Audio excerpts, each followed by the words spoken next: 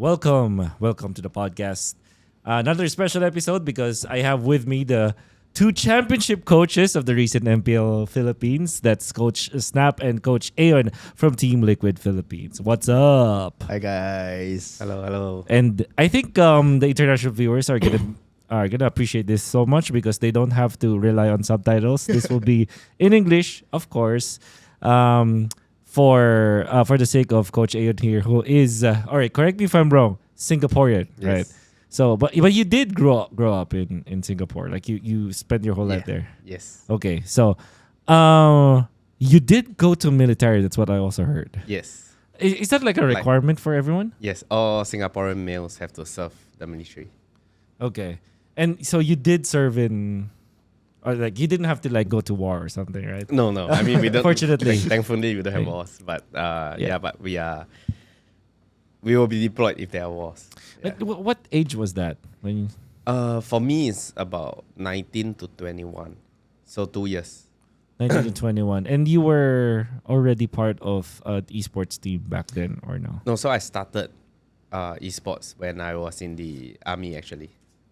In the army. Because I downloaded it in 2017.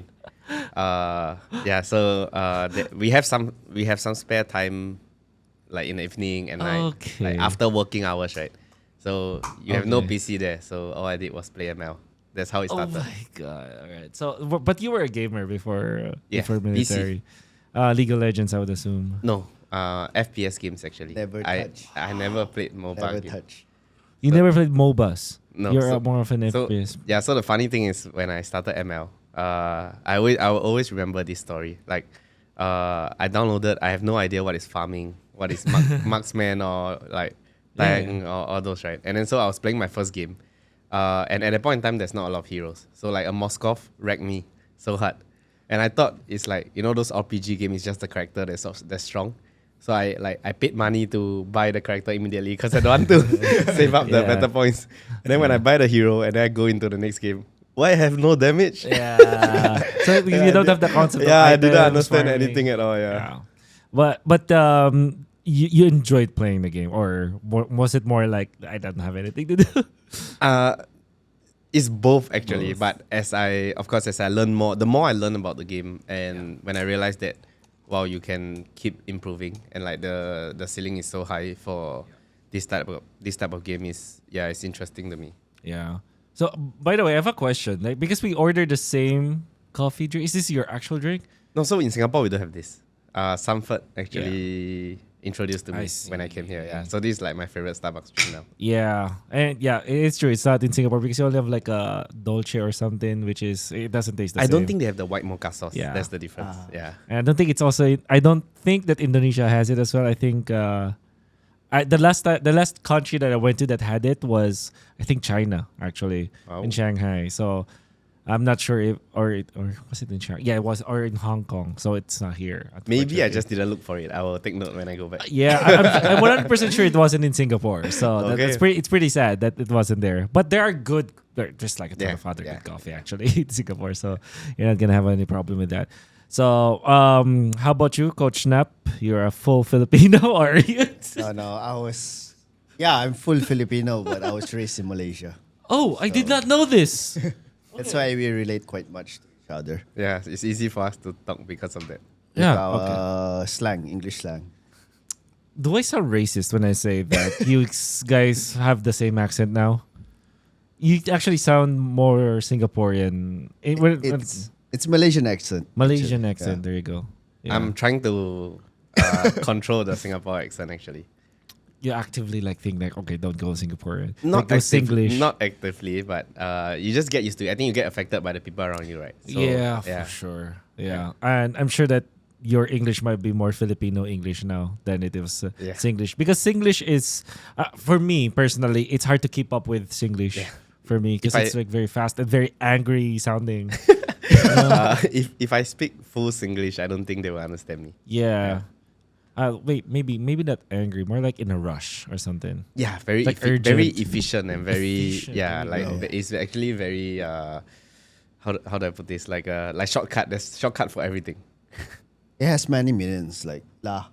Yeah, Oh, every- with Lale. and you can Yeah. use it for so many different meanings. Oh yeah, now I get it. Yeah, because that's why it feels a little bit weird because you don't have extra words for it. Like Yeah. if you want to say something, just Yes. say it as the least amount of words Yes. possible. Yes.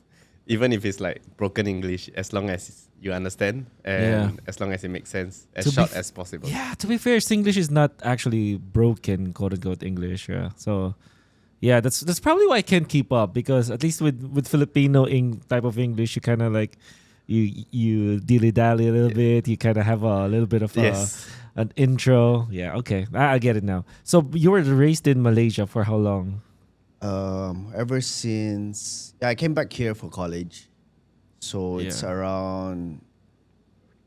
I don't want to say my age, so 18 years, right? In Malaysia. yeah. 18 years. Yeah, 18 years. 18 years, then I took up college here.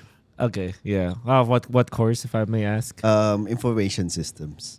Oh, in TIP, QC. in Cubao. Yeah, in Yeah, Cubao. I see. So how about you? What do you have a college degree? We call it diploma. So it's like There you go. post high school before college. I see. For me, it's in IT also. Okay. Yeah. And were you both gamers before you started playing MLBB, or was MLBB your first game? I played Dota for around 10 to 12 years. Then played In Malaysia. in or Malaysia here, and in here. Philippines. Okay. But when we moved house in the Philippines, we didn't have internet. Okay. So there is where I started taking up MLB, using data and all. Of course. So, how did you get into coaching or whatnot? Because I know that you started as a player. Can you tell us more about your My background, The background the is- whole background. My first team was with, if you guys know, Ethermain Pain. Mhm. Yeah, I was a fanboy of him. I used to be sending stars to him on Facebook. Oh wow! Yeah. When you were a kid, I would assume. Yeah, You yeah. were young. I was young. I was really young. Yeah. I wouldn't say a kid, but yeah, young but not a kid. Yeah. Yeah. Then he used to have like this rank and viewers and all. And I tried to get myself in. Mm-hmm. After a few times, you realize that I'm quite skillful. So Mhm. we created a squad. He played with me all the time. Payne played with you Yeah, all the yeah. time. In- Okay.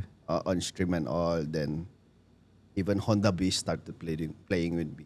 Yeah. So I told Payne that, can I start a team under your name, amateur team, Mhm. and try playing competitive MLBB instead of just ranked games. All right. And for those who don't know, especially the international viewers that probably didn't get to MPL season 1, Payne was the biggest thing. I think he was probably he's more of maybe a Kyle or maybe a Zaida Yeah, yeah. of this age, Of that maybe era. of that era, because I think the Karltzy of that time was Karltzy. Yeah. Wait, Payne is more of a. I think no. What was the best? He's flexible. That's all I can say. That's why. But he's like, but everybody had to like jump ropes Yeah, before. yeah. But yeah, Payne was one of the most famous players. Plays maybe like actually Kyrie, maybe Yeah. more of a Kyrie of this age, because he was also very famous. Like everybody would Yeah. want to play with him, and he's like whenever he streams, there will be a ton of viewers. So, you were playing with Payne. Then how did you get into a team? After that, we tried. Actually, he also made us practice in his house Oh. for the MPL qualifiers. But unfortunately, we didn't get in. So yeah, we had to like disband because it's kind of expensive to Yeah, for sure. maintain a boot camp and all. Yeah. And Okay. after that, there comes my streaming era for like a year. Then Okay. an agency contacted me. It's also called Alpha Esports. As a streamer, I also told them that I wanted to be competitive Yeah. in the MLBB scene. So I took up players like Karltzy, Bert, who else? Cram God, and Bert and Kun. Kun is also known as RD before. Okay. So it was us 5. Yeah. So that's Alpha Esports Pro. Alpha Esports Pro. This is AP or it's not. It's AEP. People keep getting Oh. confused with AP and A. Okay, yeah, all right. So Alpha Esports Pro. All right. So that's how we started. Then we'll get back to that because we will have to talk about your entry to Team Liquid later on. Sure. But for Coach Aeon, I don't know what the scene was for Singapore because when we did our research, I only remember you as part of MPLSG as a player. But yeah, I wonder how you started with pro play. Okay, so as I mentioned earlier, I started playing in the army, and then I started to play with some friends, and we are doing good in rank. And at that point in time, there's no scrims, so everything is just rank games, right? That's the only form of practice you can get. And then we were just grinding stars, and then there came the qualifiers because MPL MYSG season 1. So we were in the same league. Malaysia and Singapore is in the same league until season 6, and we split. So that's why if you look at MPL SG now, it's 6 seasons behind the other regions. Yeah, because when we split, they restarted to season 1. Yeah. Okay. But basically, it's the current MPL MY. Yeah. So we have like 3, if I'm not wrong, 3 Singapore slots and 7 Malaysia slots. And then we played the qualifiers and we won. So we qualified for the first MPL MYSG season. Yeah. And subsequently, it's just about, I mean, I was in all the seasons leading up to before the split. So I stopped after M2, which is after season 6. Yeah. Yeah. You played in M2. Yes. Yeah. I played in M2. Yeah. So Against Karl. Against Karl. yeah. No, I didn't play against Karl in M2, Yeah. but I watched him win in my home in Singapore. Oh yeah. Yeah. Were you? Oh no, there isn't. There wasn't a crowd for him. Yeah, because of COVID. Because of COVID. Yes. Yeah. But yeah, that was cool though. It was difficult though for teams in Singapore because of So- the pandemic. Yes, but at the same time, actually, before M2, Singapore is not so far behind as a region, actually, in MLBB. I agree. Even at the point in time when it was SGMY, right? Yeah. The Singapore teams are actually always top 2 or top 3. Yeah. Won a few champions as well. So we are not weaker than Malaysia at that point for sure, and we are also not so far behind Indo and Philippines. Yeah. So it's actually after M2 that the Philippines region start to Yeah, which pretty much. is that period, right? There's the Asian SEA Games as well as M2. Yeah, M2, that's yeah. where and then of course as the other regions, Indo and Philippines really separate themselves from the other regions after that. Yeah, because I remember like was Odir Bambi from from Singapore, Evos, yeah. from Evos, and you were from So I went to all the organizations in Organizations, Singapore. yeah. Yeah. So we started with no organization, and then Team Flash picked us up. Yeah. And then we went to Resurgence, which is RSG. Yeah. And then after that, EVOS. So I do a 1-year tour in each. org. yeah, because there are only 3. So 3 years in all the 3 orgs. Yeah. Yeah, and from what I hear is there is a problem for esports players in first world country like Singapore because everybody for one there is no actual organization that will pay as much as you would for a regular employee in Singapore, and in Singapore the cost of living is way too much. Yes. Yeah, I think I don't know like what's the minimum wage that you have to have per month for you to live in Singapore. I think a basic way to see it is if you're a graduate, which most Singaporeans are, and you come out to work, you should at least be earning about 3,000 to 4,000 Sing. Around 3,000 Sing, I would say, would be the baseline. That's like a fresh graduate, right? Yeah, and you're considered like not even. Yeah. I think you're not actually poor, but you're like you don't have any luxury. In life. If you're earning 3,000 Sing, you can't really do much in Singapore. And 3,000 Sing is like 150K right now or 180. Around 150. 150. Yeah, imagine that like in the Philippines. In the Philippines, that's like times 10. Yeah, No, but not really. it's also different, It's right? 8, Like right? But it's the also amount very we different. pay for food and That's right. transport and everything is also higher.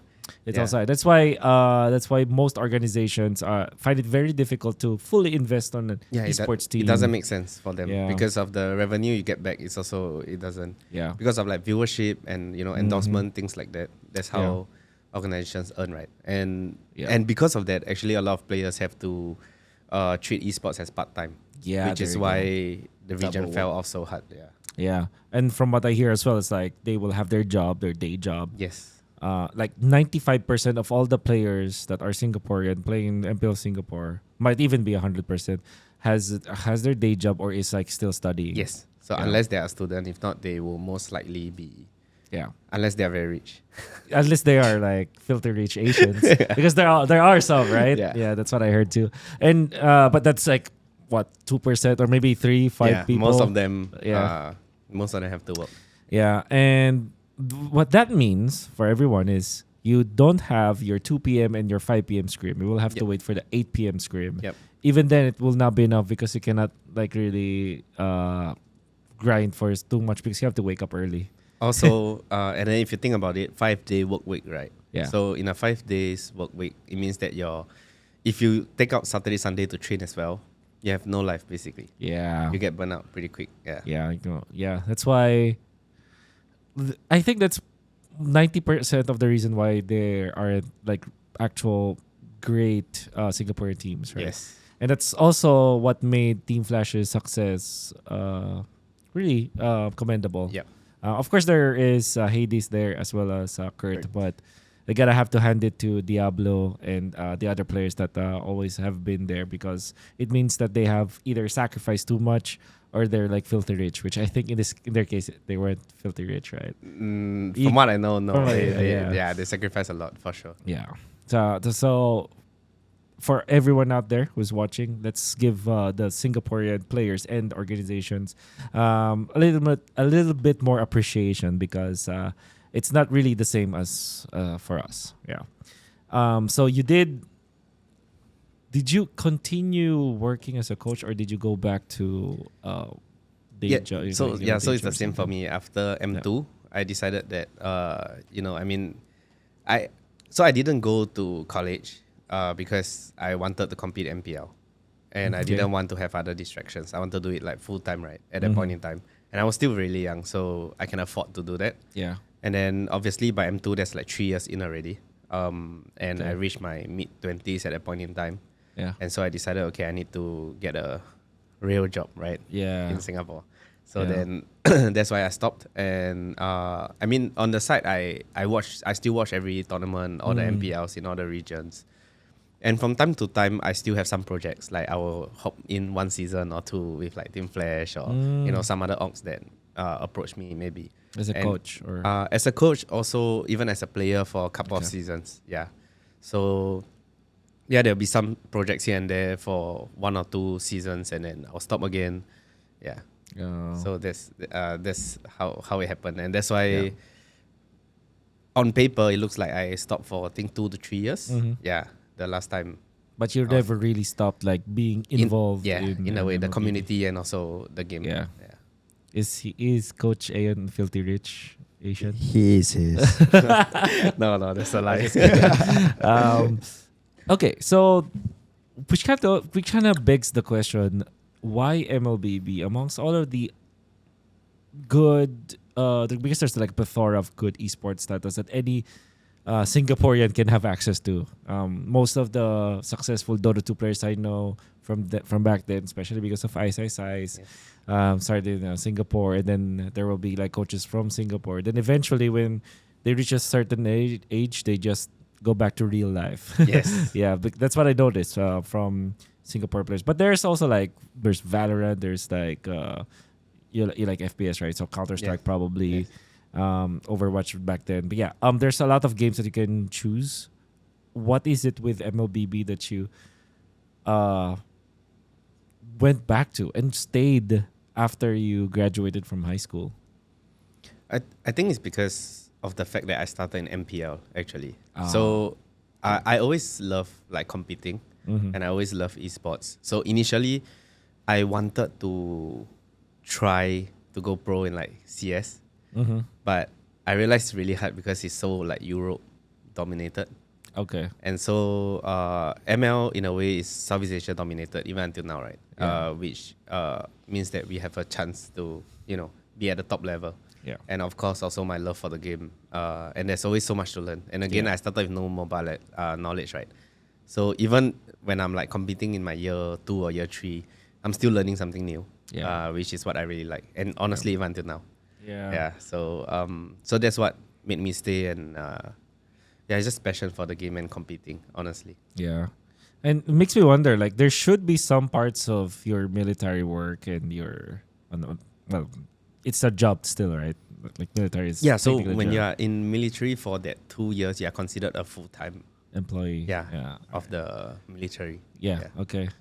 I know this because I think that when you go to Singapore, they show a video, like on the plane, like you're required to watch this video about Singapore and the army. Oh, I don't know if you experienced that. Oh, really?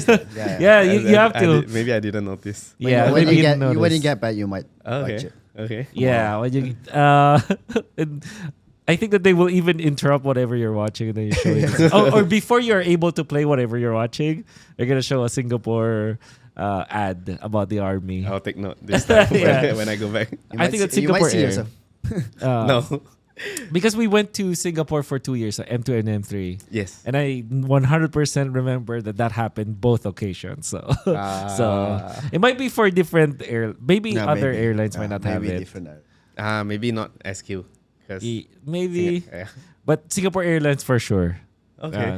They have Okay, it. I'll- And I'll take note. one of the best airlines out there as well. Okay. Oh, so you probably learned something from military that you now apply to coaching Yeah, for sure. for sure. I think everything happens for a reason, right? So everything that I learned, I would say not just in the army, but also like in my previous day job and things like that. It actually all applies. In the military, I would guess, just I would say discipline, and also the sense of belonging. I guess like you want the players to feel that way also, like they are fighting for the same thing. Like that feeling of how do you call it? Like unity. Mm-hmm. Yeah. Surumpun. Yeah, this was what they call from Malaysia. Yeah. Okay. If you don't mind me asking, what was your day job? Like we mentioned. I was a financial advisor in Singapore. Wow. Yeah. Told you. Told you. Oh. So yeah. So See? financial related services. Okay. And it's related to your quote unquote diploma. No. No, actually, is it's it not. IT? Yeah. Yeah. It's not. Yeah. All right. We're gonna go back there later on about your coaching. Coach Nap, you were. Did you Did you have a day job before, or you went straight to I had 2 jobs before. 2 jobs? Okay. While playing MLBB, actually. Wow. Okay. So after I graduated, where I had my OJT at, I got absorbed right away as a web dev, front end, back end, and WordPress. Then after 6 months, I got sick of it. Of Like, course, I yeah. couldn't play ML and then wake up at like 8 a.m. and go to the office every day. So I work under my dad. It was a logistics firm, just an encoder, inventory encoder. I could play ML there, so I enjoyed it more. And yeah, it paid way better. Okay. Can you still do some web dev stuff? You think? I can if you give me 1 week Okay. to revise some things, but Yeah. I choose not to. Because we're working on an app. Maybe we can partner up. I thought of that actually, like draftings and all mobile app when I was in Omega. Yeah. But yeah, during the vacation off season, I had to There's just no time. there's no time. Yeah.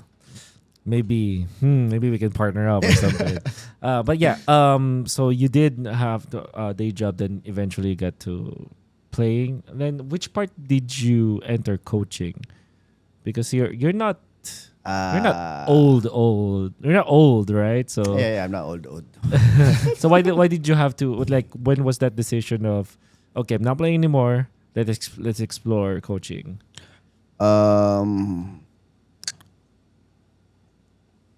know if you want this spicy or what. I think it's fine, right?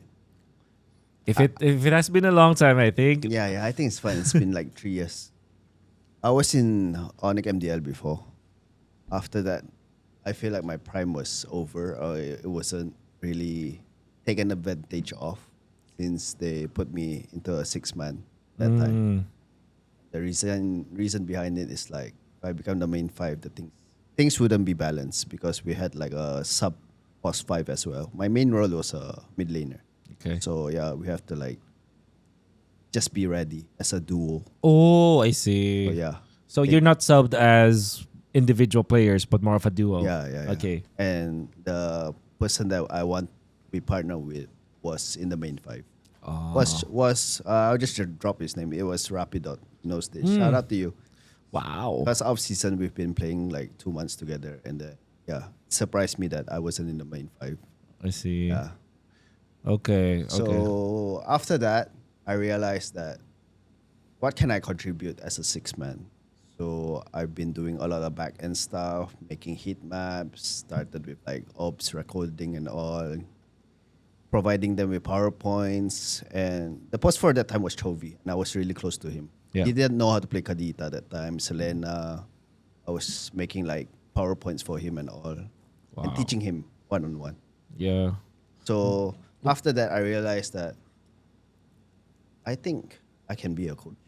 Should I try and all? It was a 1-year phase. I went back to amateur, even went to MENA for just games for the future for like 1-2 weeks. Okay. It was in Okami, and they asked me to play for them.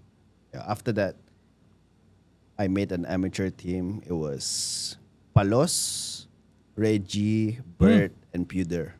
They stayed in my house for 1 month.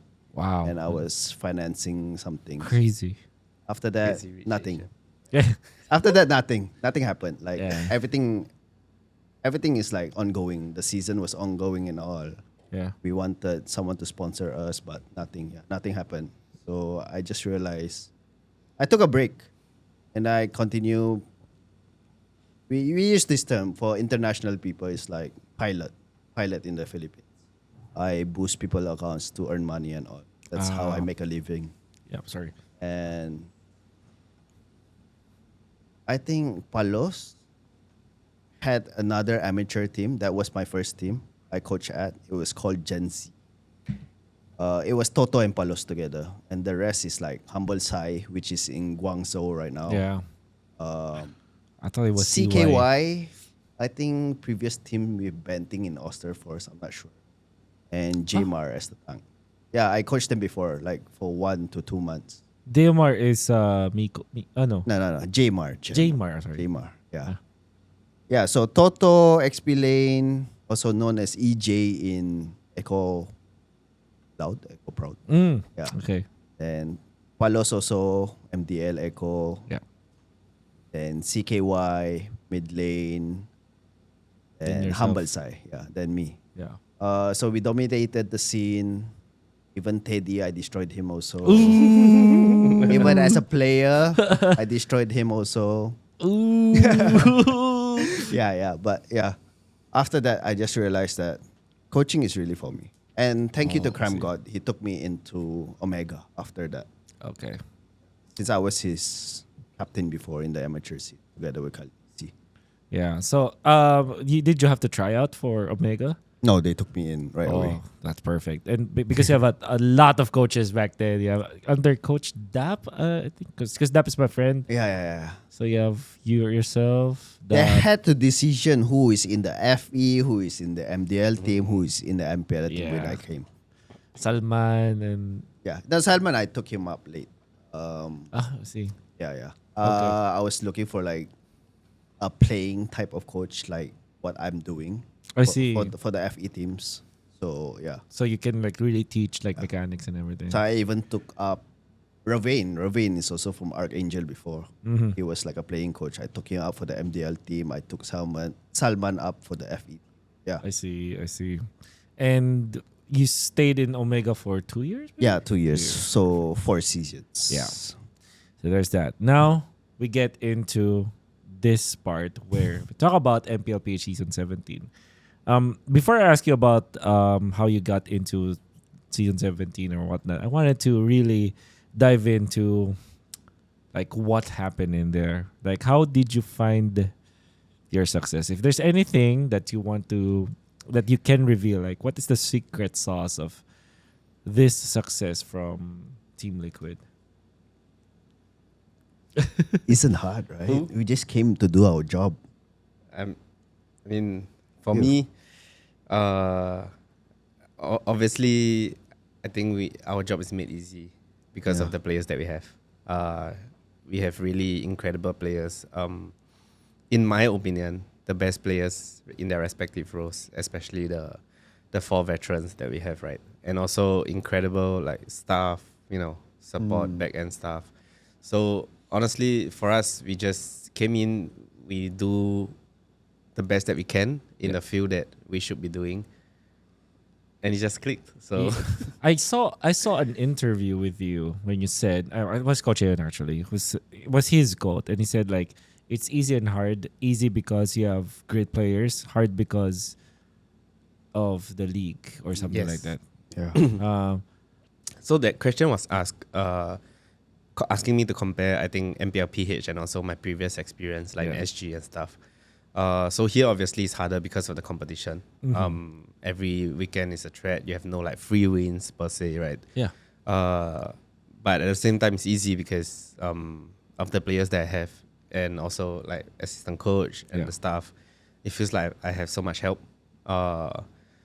Whereas I'm not in Singapore. I wouldn't say that there's no help, but it's really limited. It feels like I'm doing everything I can. Yeah. So that's because this is interesting because I was able to talk to a Malaysian and he was just so used to doing like if you're a manager or if you're a coach of an esports team, traditionally you would do so many things. Yes. Whereas now in the Philippines, and I wouldn't say that this is true before, but right now in the state of MPL, you have certain people for specific jobs. And that's your job as the country manager or something to really just delegate.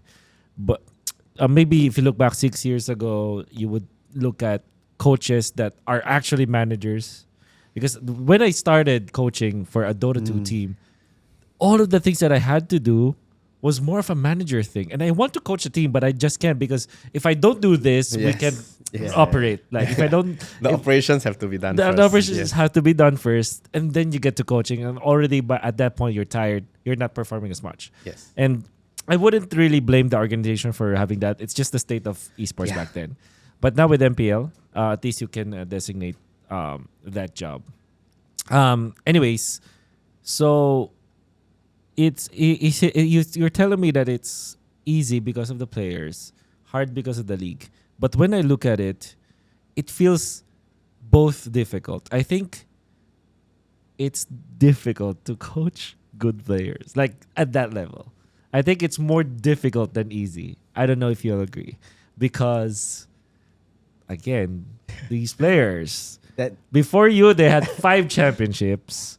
They had the trifecta, right? So how do you feel about that part of... that part of coaching? Is it difficult for you or was it also easy? Gonna go first? I mean, my first week it was, I don't know. I used to play against them and with them, so kind of bond right away. Okay. And I kind of got their trust right away. Okay. But I think it was different for Coach Aeon. His first weeks really. So for you, it was both easy. Mine was easy. They wanted me right away. Like Sanford said in your previous podcast. After the first day, it was a 1 week tryout. And I was like, after this week, what happens if I don't get in? Yeah. Like, cause roster lock is like on Sunday. It was February 14, and I was there on Monday, like 10 or something. Yeah, it was 10. And after the first day, Madam Mitch, she told me they wanted me. When can I sign the contract? I said, end of the week. Let me think about this. I'm not really sure at that time. Like, wow. Like, these players, Oh, like imposter syndrome. Yeah, they're I'm like, not sure if you can. I don't. How do I put this? They're not like the players I've handled before. Like in Omega, I've hold almost 20 players in total. Like, I don't know. It's not easy at first. Yeah. It's like the discipline part. There's like no discipline. They don't trust you, so they don't do anything. No discipline. Yeah, Okay. it's so different on the first week compared to now. Okay. Yeah, and Coach Aeon can tell his experience. Yeah. So at least for you, it was easier than. Yeah, it was you. easier Alright. because I was. Yeah, I'm Alright, used to you're the league. All right. Yeah, obviously for me it's hard. Because the thing is, I don't know if you know this, but Mitch didn't tell the players that I was coming. Yeah. She didn't heed their advice. She trusted herself, and when I came here, I think maybe like Sanford knew I was coming, but obviously all of them don't really know who I am. So there was. I mean, you have to earn their respect, right? And when I came, obviously there's none, right? There's no respect for me, and everything. But of course, as a person, yes, but not as a player and as their coach. So everything have to be earned, and before it was earned, it was really hard. It's like fighting a war. Like it's like a battle every day. You know, like every single day you have to fight them, and you have to like drag them and explain to them why are the certain things you want happen. Why does it have to happen? You know, things like that. But even after you explain, they don't really listen. So it was took a really while. hard. Yeah, it was really hard Yeah. for me at first. Yeah. Okay. So, what? How did you get scouted? Because okay, wait. Before Coach Aeon, and as you think about that question, what I remember from Coach Nab is, imagine this, guys. It was the off season. We were having fun. Coach Nab, Coach Nab. I think we are the most messages that we exchanged was during M7. Watch party. During the watch party. Yeah. Well, M7, yeah. We were talking 3 a.m., 4 a.m. actually, because we were talking about the podcast actually. Yeah, I was another fanboy of Wolf. Guys. Oh my God, no, that's not true. It's true. But Coach Knapp is great. He's an amazing person. He watched all of the MLBB related podcasts, right? And he would give me some notes actually, and it's great because of that we became friends, and then we did the watch party. Then we did the S Plus scrims at night. Yeah. So he was the one who helped me actually, and I was just trying to get myself into that part of streaming. And on my first week, he was showing me the ropes. After a week, he let me go because he said, "Okay, I have a tryout." He didn't say which team. I got the news from another person, and then I just basically told him, "Yeah, I know, coach." Which I was very happy for him because I think it was a great organization. Team Liquid is such a great organization, not only in the Philippines but overall. In fact, most of the traditional esports players would want to be part of Team Liquid. Yes. It's like being part of Fnatic or EG, where or Navi. Like if you're here, you're the guy, right? So being part of Team Liquid, very happy for him. But I also knew that the roster lock would be soon, so I'm like, okay, so this must be like he must be the guy already, and I'm happy about that. So, but then again, it's hard to explain to people because of your credentials now. I'm not saying that it's a pretty bad. Like 2 years for Smart Omega isn't bad, but the fact that you just got off a season where you didn't get to the playoffs, Twice actually. back to back, was it? Yeah, back to back, no Alright. playoffs. See, so that's it's hard to defend yourself, and like this is Team Liquid that is fresh off of a championship. May have we always forget that they achieved so much because of whatever happened with M7, but 2025 was their year. Come on. Yes. And so even with that, you would think that they would explore other options.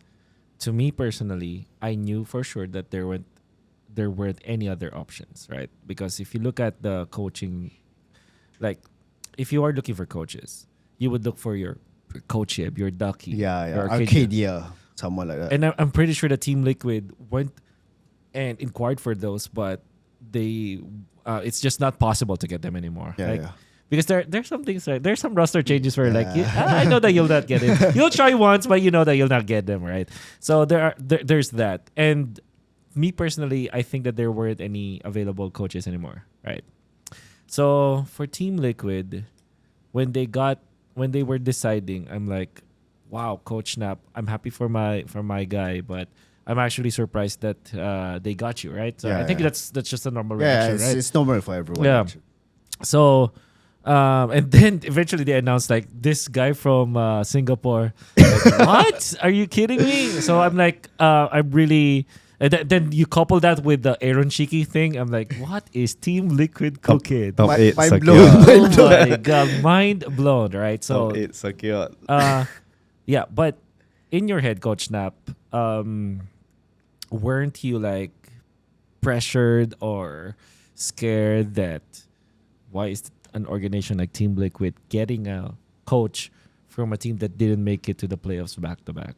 I think it's because of during my time in Omega, 2 years, I was so flexible as a coach. I became like a manager, life coach. I don't know. I'm the main drafter at the same time. Fitness coach. Oh, yeah. Whatever, bro.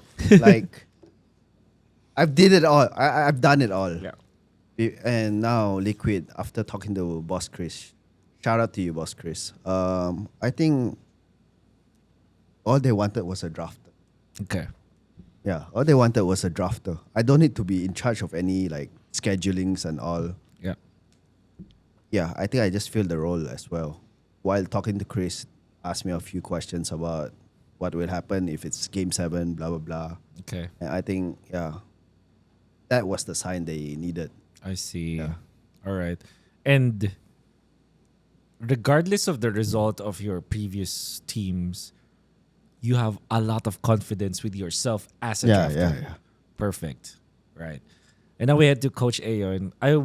Here's the thing. What I learned from Mamich and the players that I interviewed during the media day was they didn't even know that you will be there.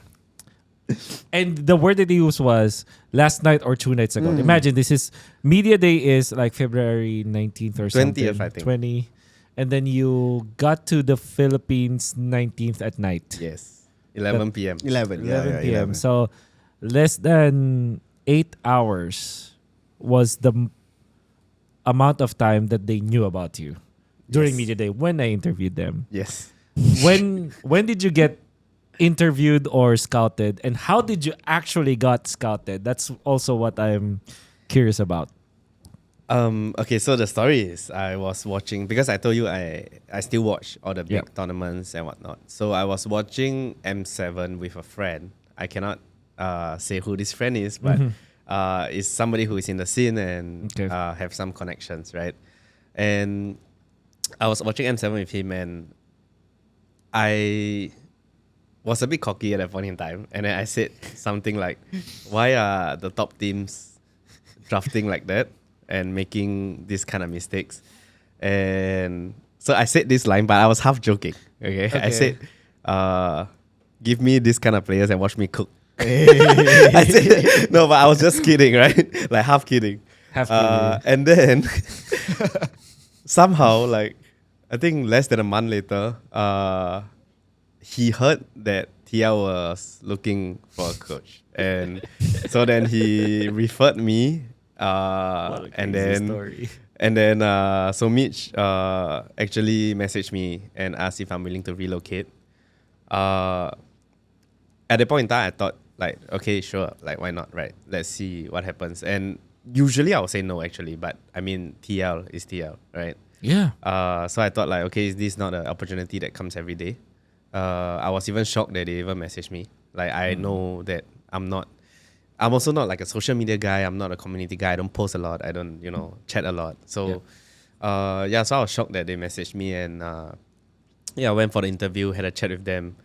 And the rest is history. Yeah. And then I'm here. Yeah. But did you have to go through a tryout or No. So it's not really a tryout because, so the thing is, they were dealing with some roster situations because of the last minute, having to find a goal laner and things like that. And then there were also like renovation things they have to do with the boot new camp. house. Yeah, so they were really busy. And then they had coach nap with such a short amount of time. And so for me, it was even shorter. Right? So Yeah. they actually already almost wanted to get someone else before they interviewed me. It was it was like 2 to 3 people. Yeah, From that Indo, they from already other they have places. already Okay. shortlisted. Yeah. I'll ask about that after this podcast. Yeah, sure. Okay. And then and when they interviewed me, I think they already know what they are looking for in a head coach. I think they know the characteristics that they want, Yeah. and they already know exactly what their problems are. I think especially from M7, right? So I think because they already knew what they want, and in the interview, I didn't know at that point in time, but I managed to check some boxes, and I think that's why Yeah.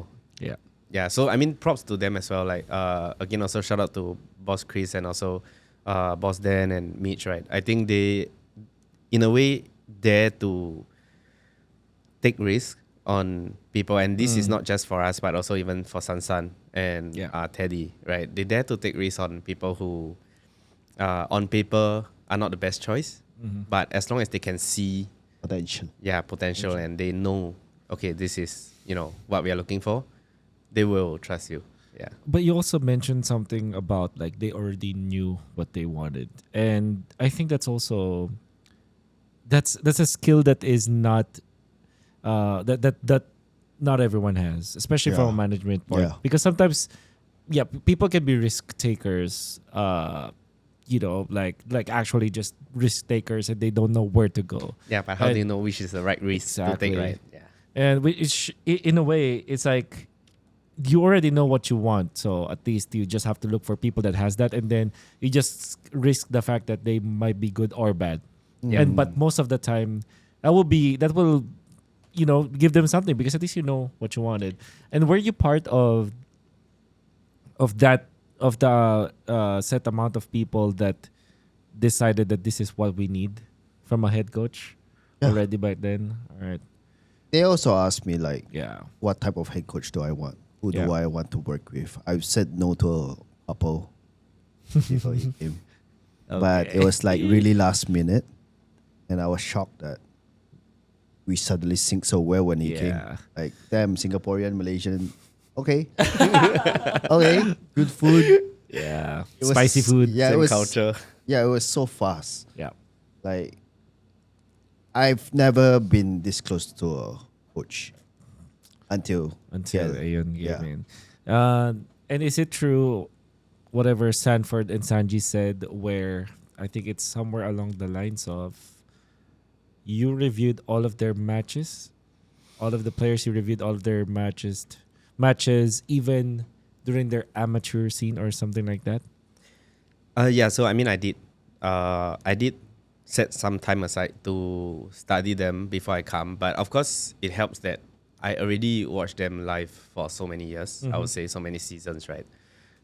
So there are things that is from my memories, but there are also things that I studied before I came here. Yeah. Okay.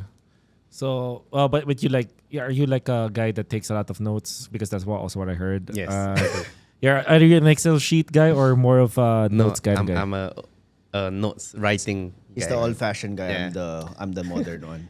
Yeah. I mean, for me, I believe it's easier to remember things when you write. 100%. Yeah, even when you write and you don't refer to them, you remember them. So for me, if it's important things, I will write. If it's not so important, I will type. Yeah. Yeah.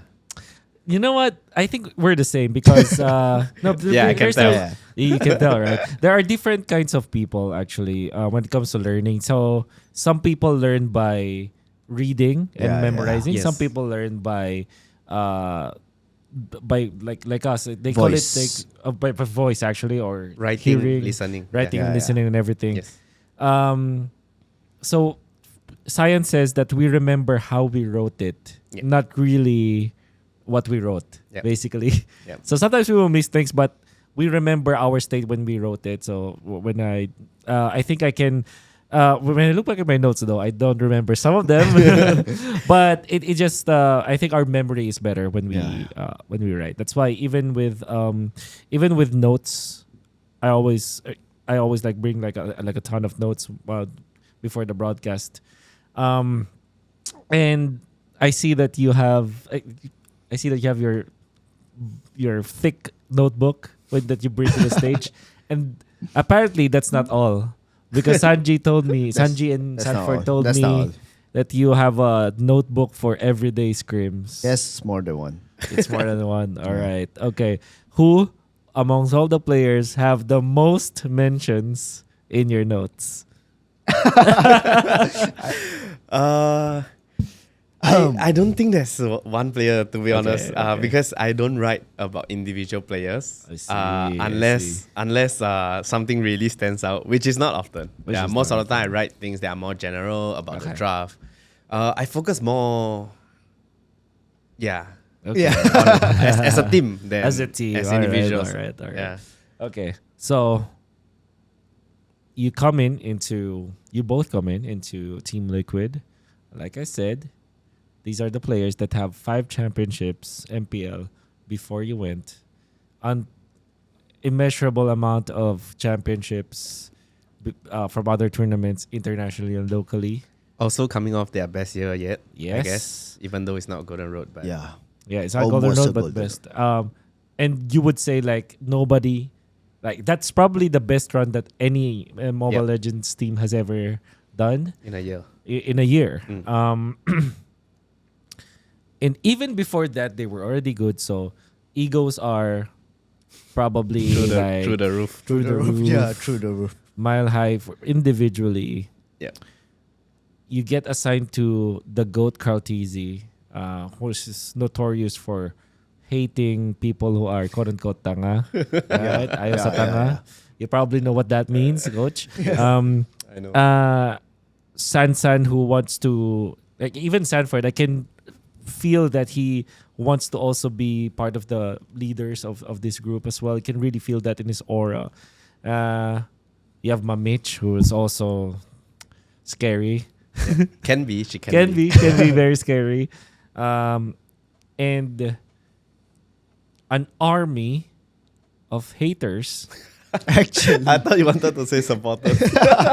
No, your supporters, they're good. They always have been there. But there's an army of haters who are waiting for Team Liquid to mess up, right? Yep. The moment they saw that one loss, they're like, okay, it's our time. But but yeah, kidding aside, it's now the question now is how did you earn their trust? I have my answers from the players, but I wonder, like, from your perspective, what did you do and how did you do it? Because it's hard enough that you have limited amount of time, but it's even harder to think, like, how would I make someone like Karltzy trust me and my calls? Yeah. you want me to go first? Or Yeah, sure, you can. But for you, it's easier, right? no, I think this batch of players are really. They're easy to be with compared to other players. Honestly, like And was this a surprise to you? yeah, Mhm. it was culture shocking for me in the Mobile Legends scene. They don't have bad habits. All they want to do is just play and win. Really? I mean, their bad habits are like sleeping late, yeah, like normal it's normal like- gamers. I see. They don't like do It's things not really outside. like yeah. bad habits. Yeah. Okay. It's, See. it's considered good for me. And all you need to do is don't be stupid. They don't, they don't like talking to stupid people. Have sense and show that you're hardworking and you really want this. And they will reward you with that. Okay. It's one thing to say that, but also, how did you figure that out? Because I don't know. I don't think that they will say that to you. Yeah, right? yeah. So how did you figure out that this is what they wanted? Oh, I also don't really know. It just happened. I mean, when we talk about the drafts, all they wanted was like a really good drafter. So can they just play, and there's like nothing going through their minds and all. A Okay. good drafter is all they need, all that TLPH wants actually. The first place. I see. And well, at least in that regard, you know that is the requirement for you. Yeah. I see. Okay. So don't be stupid. Show that you're working hard and have sense, right? Yeah. Don't be stupid meaning in game. Like Yeah. Like, don't say nonsense. don't like, say nonsense. Pick this hero because you're good at it, and then you get countered by 5 heroes. Okay. All right.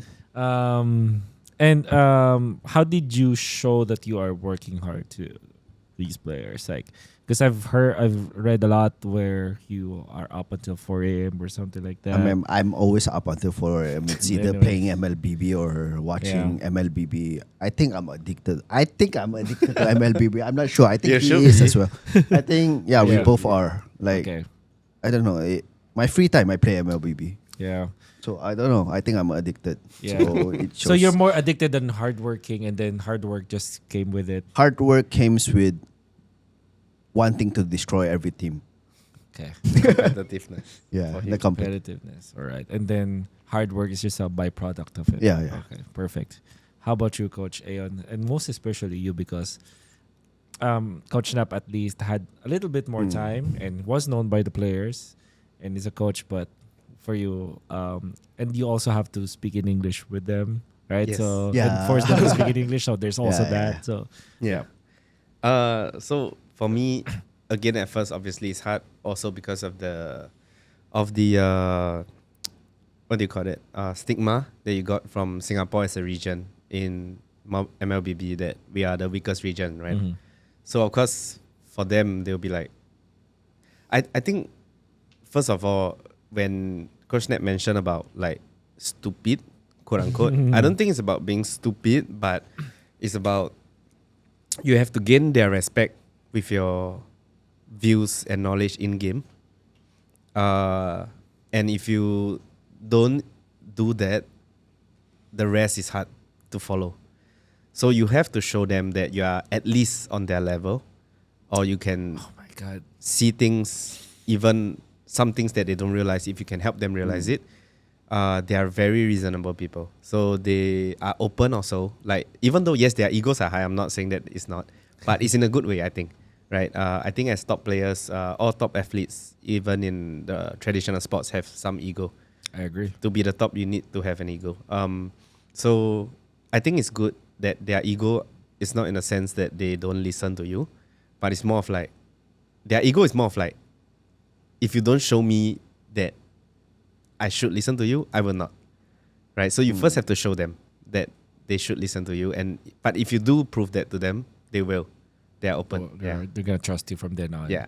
Yeah. So for us, I would say it's more of I think I also entered at a good timing, I guess, because throughout the seasons that they have in the past 2 to 3 years, they have had some failures as well as some successes, right? So they had their success, which built them up as a player and their confidence. But at the same time, they also had their failures, right? They have some seasons where they just first round out. They also had seasons where, they were close, and then when I came in, it was off the most recent heartbreak, which is the M7, and it might be the most devastating loss for them yet, right? Because obviously the first team to achieve the Golden Road and everything. Yeah, so if I came in after they achieved the Golden Road, it's gonna be even harder, Different, right? way different. Yeah, but because I came in off a loss, so which means that they are open to some changes. They knew that something had to change, and things like that. Yeah. I didn't see it that. I never saw it that way. I always thought like it might even be a more difficult time because they are fresh off. They were just licking their wounds, and they have higher standards now when it comes to like coaching. But They do have very high very high standards. standards. But at least they're more open. Yes. At least. But you still have to go back to what you said, like earn their trust, be at the same level. What does that even mean? Because to me, being the same level of knowledge with the Team Liquid players, that's like, wow, I can't even imagine. I don't think that someone could ever be thinking the same way that they are. So I wonder what you guys both meant by having the same level of knowledge or whatever. Or I don't think you use the word knowledge, but being on the same level Of understanding. of understanding. So for me, I think firstly, even though Snap is not in like MPL but amateur for a long time, right? And he's also hardworking in the sense that he studies the micros, the macros, the reasons behind certain things, right? And I dare to say that like in PH, even the amateur scene, MDLs and things like that, their micros and macros are understanding is high. Whether they execute it well or not is a different story, but it's high understanding wise, right? On theory. Also for me, to be honest, I think in general, I would like to believe that Singaporeans are pretty smart because of the way our education system is and the way we study and see things. Yeah. So when we study the game, if we put in enough effort and also with enough experience, like through your own losses and things like that. I mean, I lose for so long already, right? I had a recent post like 8 years since I started MPL. This is my first win. So with so many Is it? losses, Yeah, he had a. So I started post MPL recently. S1 season 1. Yeah. So it's like 2018. Congrats, though. Right, thank What you. a great way. What a great So way to win. So I mean, with all these losses and also with the teammates that I have in the past in EVOS, and also I worked with Zays in the past as my coach, you know, and also I attended M2 and things like that. So with all this experience, you learn something from every loss. And also last time we didn't have a coach, right? Before the culture where a coach exists and things like that. So I was also the drafter for the team. Okay. So I studied those things as well. So all this I think adds up to help me get a certain level of understanding. But you are right when you say that I'm still not even close to them yet. But at least my basics were there and it's easy for me to understand once they teach me. So when I came here, in the first 2 weeks, I would say, I'm actually learning from them, not the other way around. Okay. But with all the knowledge that they dump on me, it's then my job to filter that and also understand it. And that's where the hard work come in, right? So like I think on my first or second off day here, I was working for like 8 hours straight. And then I think the team thought I was crazy. But actually what I'm doing is I'm just catching up on the backlog in a way because I'm out of the scene for so long. So even if I watch, I didn't understand the in-depth things. Right, so as they tell me things, I always write down. So I just scribble. And then on my off days where I collate all the information. And then to sort of unlearn and also relearn. Yep. Yeah, about the meta and things like that. And understand why, you know, what changed basically since the time I last competed. Yeah. You know, because I play the guitar, right? So there was that specific moment that I will never forget where I played probably when, for me, it was like, oh, finally I understand it now. Yes. That specific moment, I remember transcending into space because of that feeling of now I understand it. When was that moment for you when it comes to coaching TLPH? Do you still remember that moment where finally you can like everything that I placed my finger into, it's like making a lot of It clicks. sense. It just clicked so much. When do you still remember at what point of coaching Team Liquid did that happen? Let's see if we have the same answer. It's interesting. Let's see. You do have your answer already. Yeah. All right. Big. I think it was Asian Games qualifiers Mm-hmm. where it was a shaky start. Like the players didn't really trust the draft. And as time goes on during the whole Asian Games qualifiers, we played 14 games straight, trusted the whole process. They didn't even know some logics into the draft. Like whenever he says or whenever I say something like picking this tanky hero for carry, Yeah. and it suddenly works. There's another logic towards it. On paper, it doesn't look good. Okay. Yeah. I think after we won the Asian Games qualifiers, I'm like, we actually can win MLBB. Wow. Finally click into, like, I was affected with the bashes. Like, Yeah. who are we? Because you also lost against Aurora Hunters. Yeah, we lost. That was like, huh? We lost our MDL team. Then we realized are right. Measures are the draft. right. The draft, and yeah, it was like a bad pick. Yeah. Lilia was a bad pick. I still remember the pick. It was Everything like is Lilia. Yeah, actually, the whole draft was bad. I'm glad the players was they were really trying to win, but we know the draft was bad. Okay. Yeah. Then, yeah, Asian Games qualifiers for me. After the win, I went up to the shower. I cried for like an hour. I was Really? like, damn, finally, wow. Like, it hit me like, MPLPH would be interesting this time. Yeah. All right, so that was the moment for you. It was the more of losing first and then eventually figuring it out. Yeah, That was when it clicked. How about you, Coach? That was my initial answer actually, but I think no, but I think that is more of if your question is when do I first feel like we can win, I would say there. Okay. But if you say everything clicked, like we Like know the it's whole working. team, Yeah. like the whole For team. me, is when we were 7-0 up first half regular season. Yeah. Oh. That's when I know that we are doing the right things. That's when I knew that because after Seaball, the Asian Games qualifier, I had the same feeling. Of course, I knew then that because that's also the first time we saw the players in action in tournament mode. Yeah. Right. We heard the comms and everything, and I'm like, these guys are monsters. They In scrims. yeah, In like we scrims. don't see that in scrims. Yeah, you don't see right? them in scrims. So that's when I realized that they had another level to them that I didn't see yet. Okay.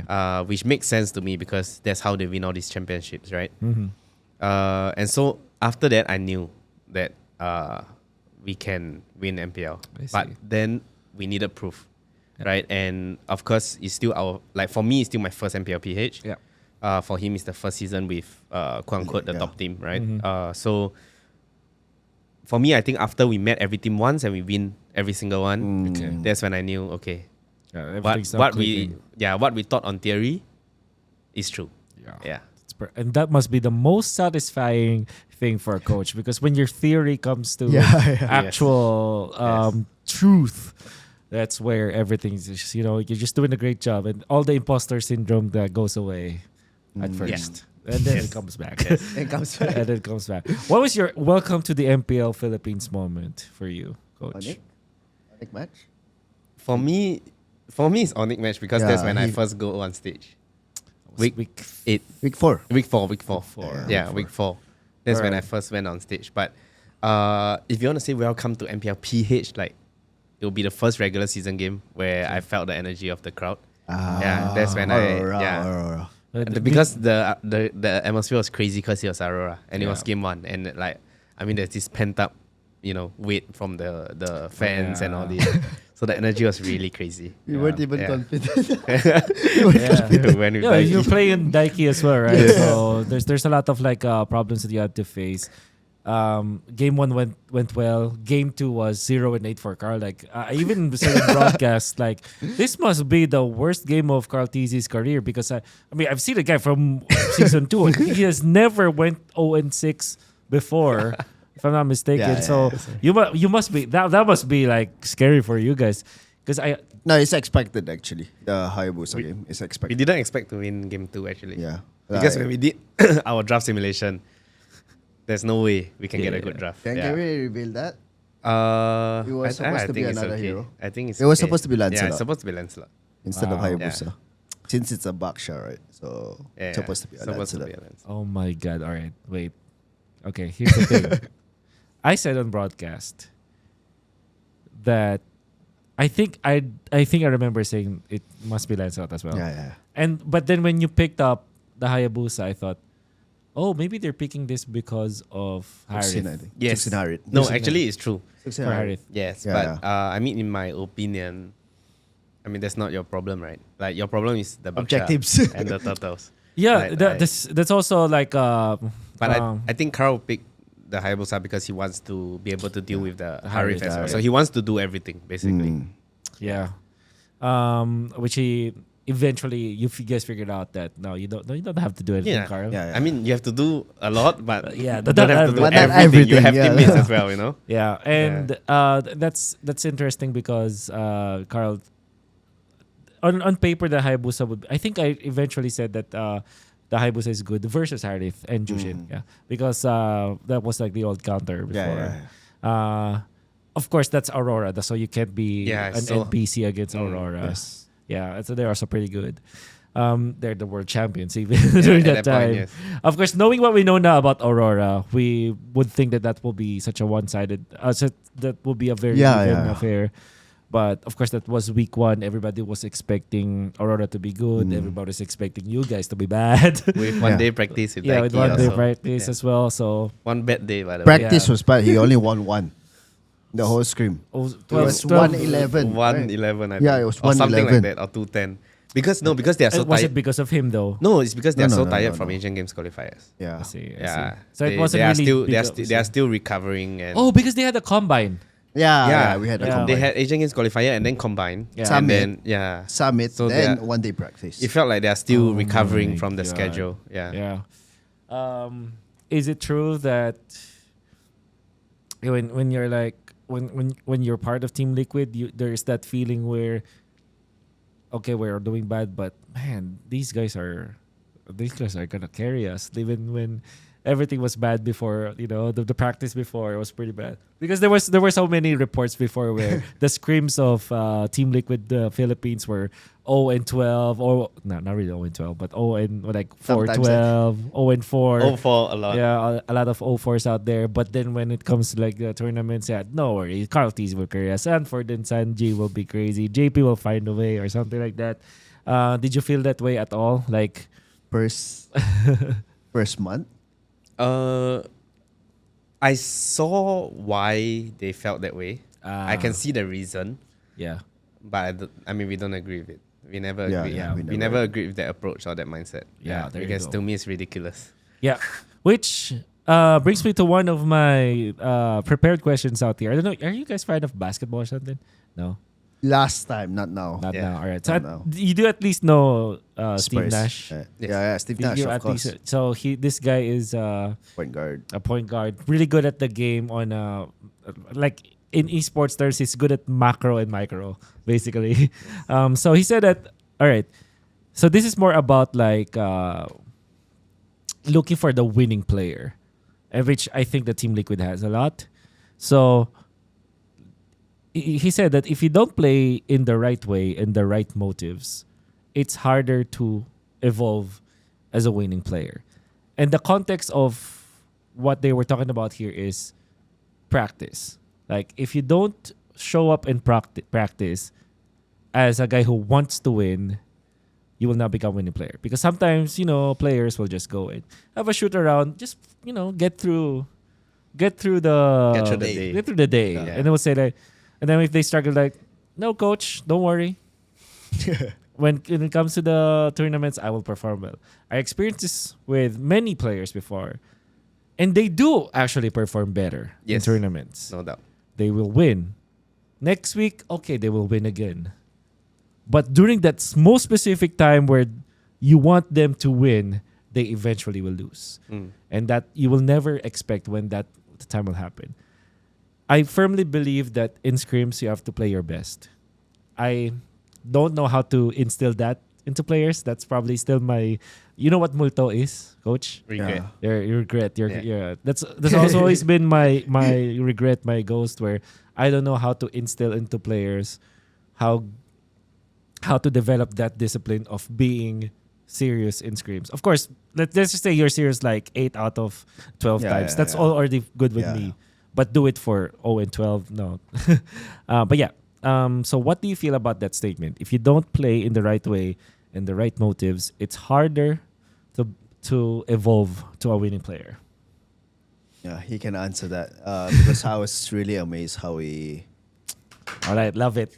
I'm How- excited. I want to learn. Yeah. How he instilled to the players Yeah. like why we need this, why do we need to exert this type of effort.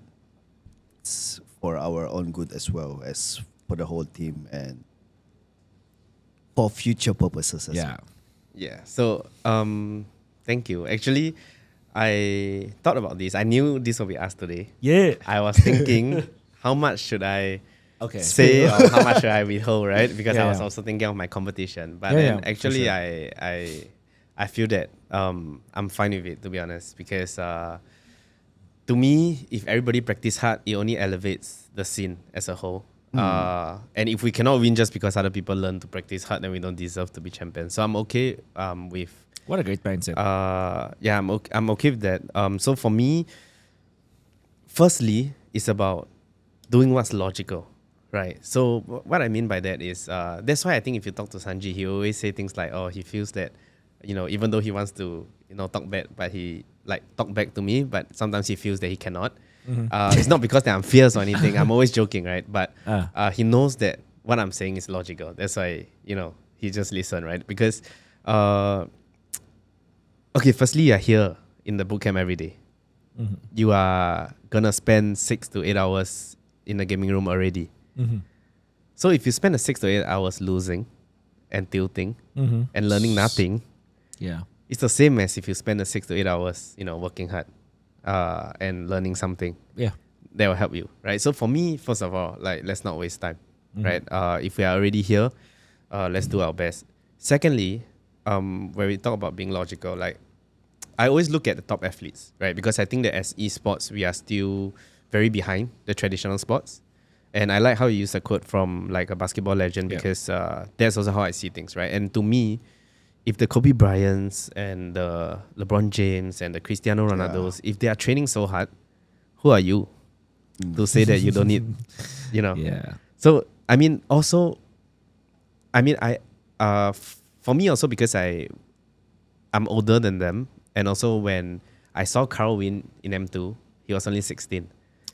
So I saw him becoming a legend, right? Yeah. But at the same time, that also means that, I saw their growth as players and as a human being. So for me, even though their ego is high, but you are still not at that level of where, and even when you reach that level of superstardom, if it ever happens, of a global superstar, they still train so hard and they are so proud of it. And they always credit their winnings to how hard they train and how hard they practice. Yeah. So for me, it's all about that. I always try to instill that into them even until today. And not just the stars and also the sports psychologists, people behind the scenes who help those stars train. You can always hear them saying, it's always about how you practice. It's always about, and if everybody's saying that, it has to be true, right? So that's what I tell them. And also at the same time, so what I told them is this. I said, I do believe, I like what you say, I do believe that even if we don't take Scrim seriously, there is actually a chance that we can win MPL. Yeah. And we can win in tournament. That's how good they are, right? But what if you actually train properly? Yeah. And you don't leave it up to chance? Because right now, there is a chance you can still win, but it's a chance. Right? And I told them that, to me, if they train properly, we should win. It's not a chance anymore. It's a should, right? It's not a we can, but we should. And so let's not leave it up to chance. Let's make sure that when it comes to tournament, we can just say that Guaranteed. we can, we can just do the same thing and we will win, right? Yeah. If you can enter the playoffs or you can enter any tournament feeling like I don't need to do anything different, I just do what I do in practice with a little bit higher focus, we will win. Yeah. I think that's a great feeling to have going to the playoffs. Yeah. Yeah. Because when people don't take the scrim seriously, and then I know for sure that players will want to win or quote unquote take it seriously, but they're not locked in with all of their effort, and they will just it doesn't matter if they lose or not, right? Because that's always been the mentality for the top players. Nah, I'd win. That's what they say, right? That's what they will always say. But imagine you have 5 players. 3 of them will take it seriously, 2 of them will not. That's still not a quality scrim in my eyes, because even when you draft something really good in your perspective, if they don't play locked in, then you can no longer judge if this is the right draft or not. Yes. Because if they lose because of this, it's you're essentially wasting your time, and then you also don't have your theory in mind. But I guess my question here is is it just about you talking to the players this manner that transform them into serious players in scrims, or did you have to do something else, like maybe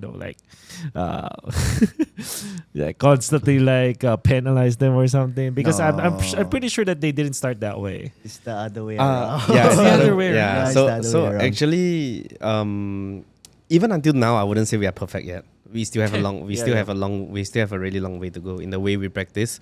But I think credits to the players. First of all, they have to be open to changing, right? Yeah. And they also affect each other in a team. So There you go. as if one or two of the players start to agree with what we are saying and they start to do what we ask them to do, the rest will soon to follow. That's one. Yeah. Secondly, of course, constant nagging. I will not.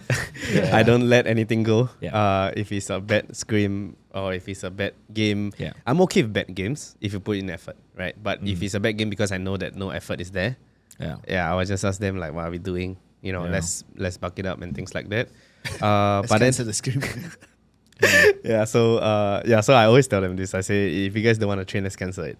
Like, don't waste my time. I will go out, right? I will do other Take things. a Like, day off. why are we sitting here and because even though the players say, they don't care about the results and things like that, but it does lower their morale. You can see it, and it does affect their mood and things like that, right? So I mean, also for them, it works better the other way around in the sense that we reward them for doing it, not punishing them for not doing it. There you go. Yeah. Because if I'm in the shoes of the players, that's what I would want as well. Yeah. And also, again, I think it's really fortunate that both of us were players before. Yes, So we know how it feels. Yeah, so we also know how tiring it is if you play like full all out in 12 games. Yeah. So we don't expect 100% because also, even if we expect it, you cannot do it because the rest of the 10-20% comes from the adrenaline, the energy from the crowd, and the hype and the likes. So you cannot do that. I mean, you can in the bootcamp, but it takes so much work, right? The fake crowd noise. No, there are some esports teams that does this, right? The fake crowd noise and the likes and all that. Yeah, but for us, we don't need that. As long as they are really trying to win, and we can, especially Coldest, he can tell whether they are really trying to win from their comms, right? Because he understands their comms really well. For me, I'm still struggling. So translating. But I mean, from the intensity and the things that they are saying and how often they are talking, you can also tell how hard they're trying. Yeah, so for us, it's more of also when I came here, it's a Singaporean culture of like working hard, playing hard. Like you work hard, but you also rest, right? But when I came here, I feel like, oh my God, their schedule is so tight. And I don't agree. Singaporean said that the schedule is tight. Wow. No, so Singaporeans work hard, but when we are off, we are off. Like, don't disturb me on my off, Oh, I did not like know a lot of this. Singaporeans are like that, right? Wow. I so kind of like that. yeah, so for us, or like they will work really hard for like 2 months and then they will travel for like 2 or 3 weeks. They will disappear That's for normal. 2 to 3 weeks. And they will not talk to you. Yeah. So I I mean, see. of course, there are workaholics that will still do it, but most Singaporeans they will make sure they have work-life balance. They call it work-life balance, right? So for me, this player's schedule is so difficult, especially for some of them who are like engaged and they have partners and things like that. Families far away from them. So I figured that let me try implementing what works in Singapore. And so then I told them like, if we have good scrims, we don't need so many days, right?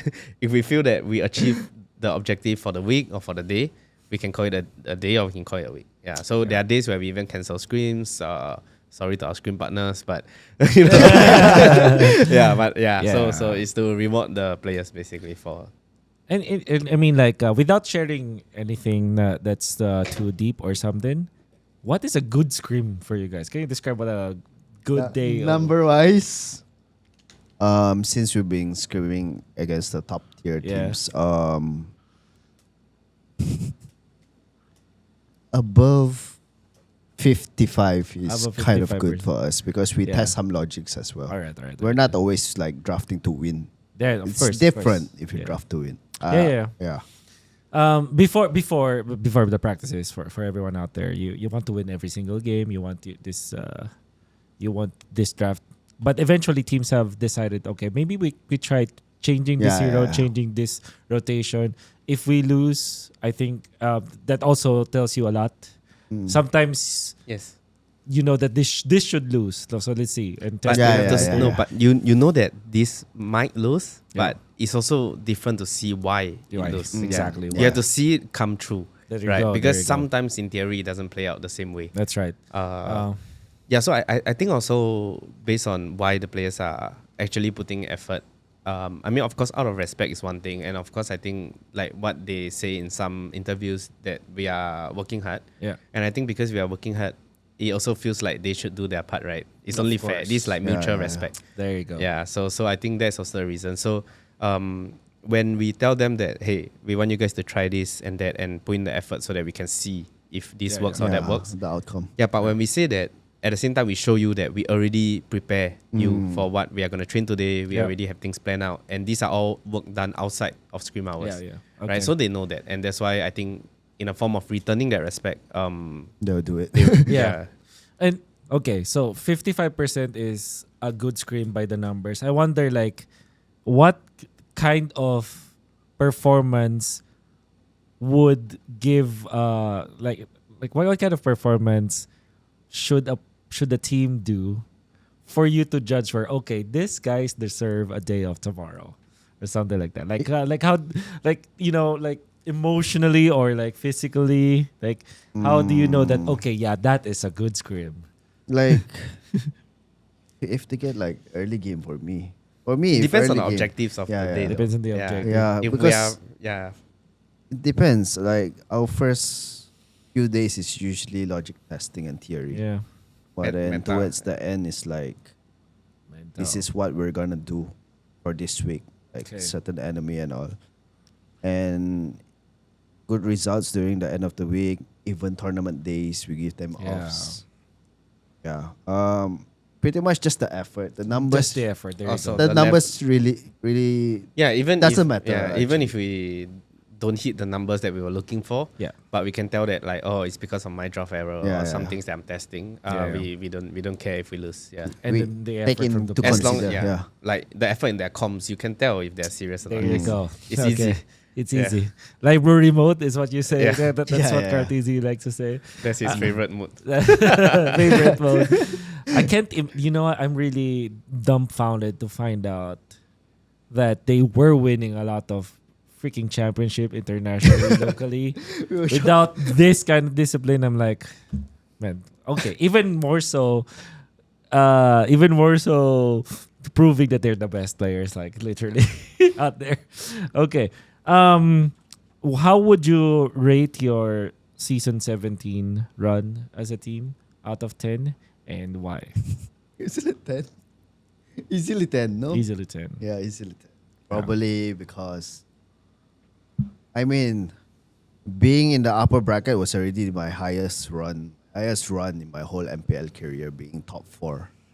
Because my highest was first round exit during season 14.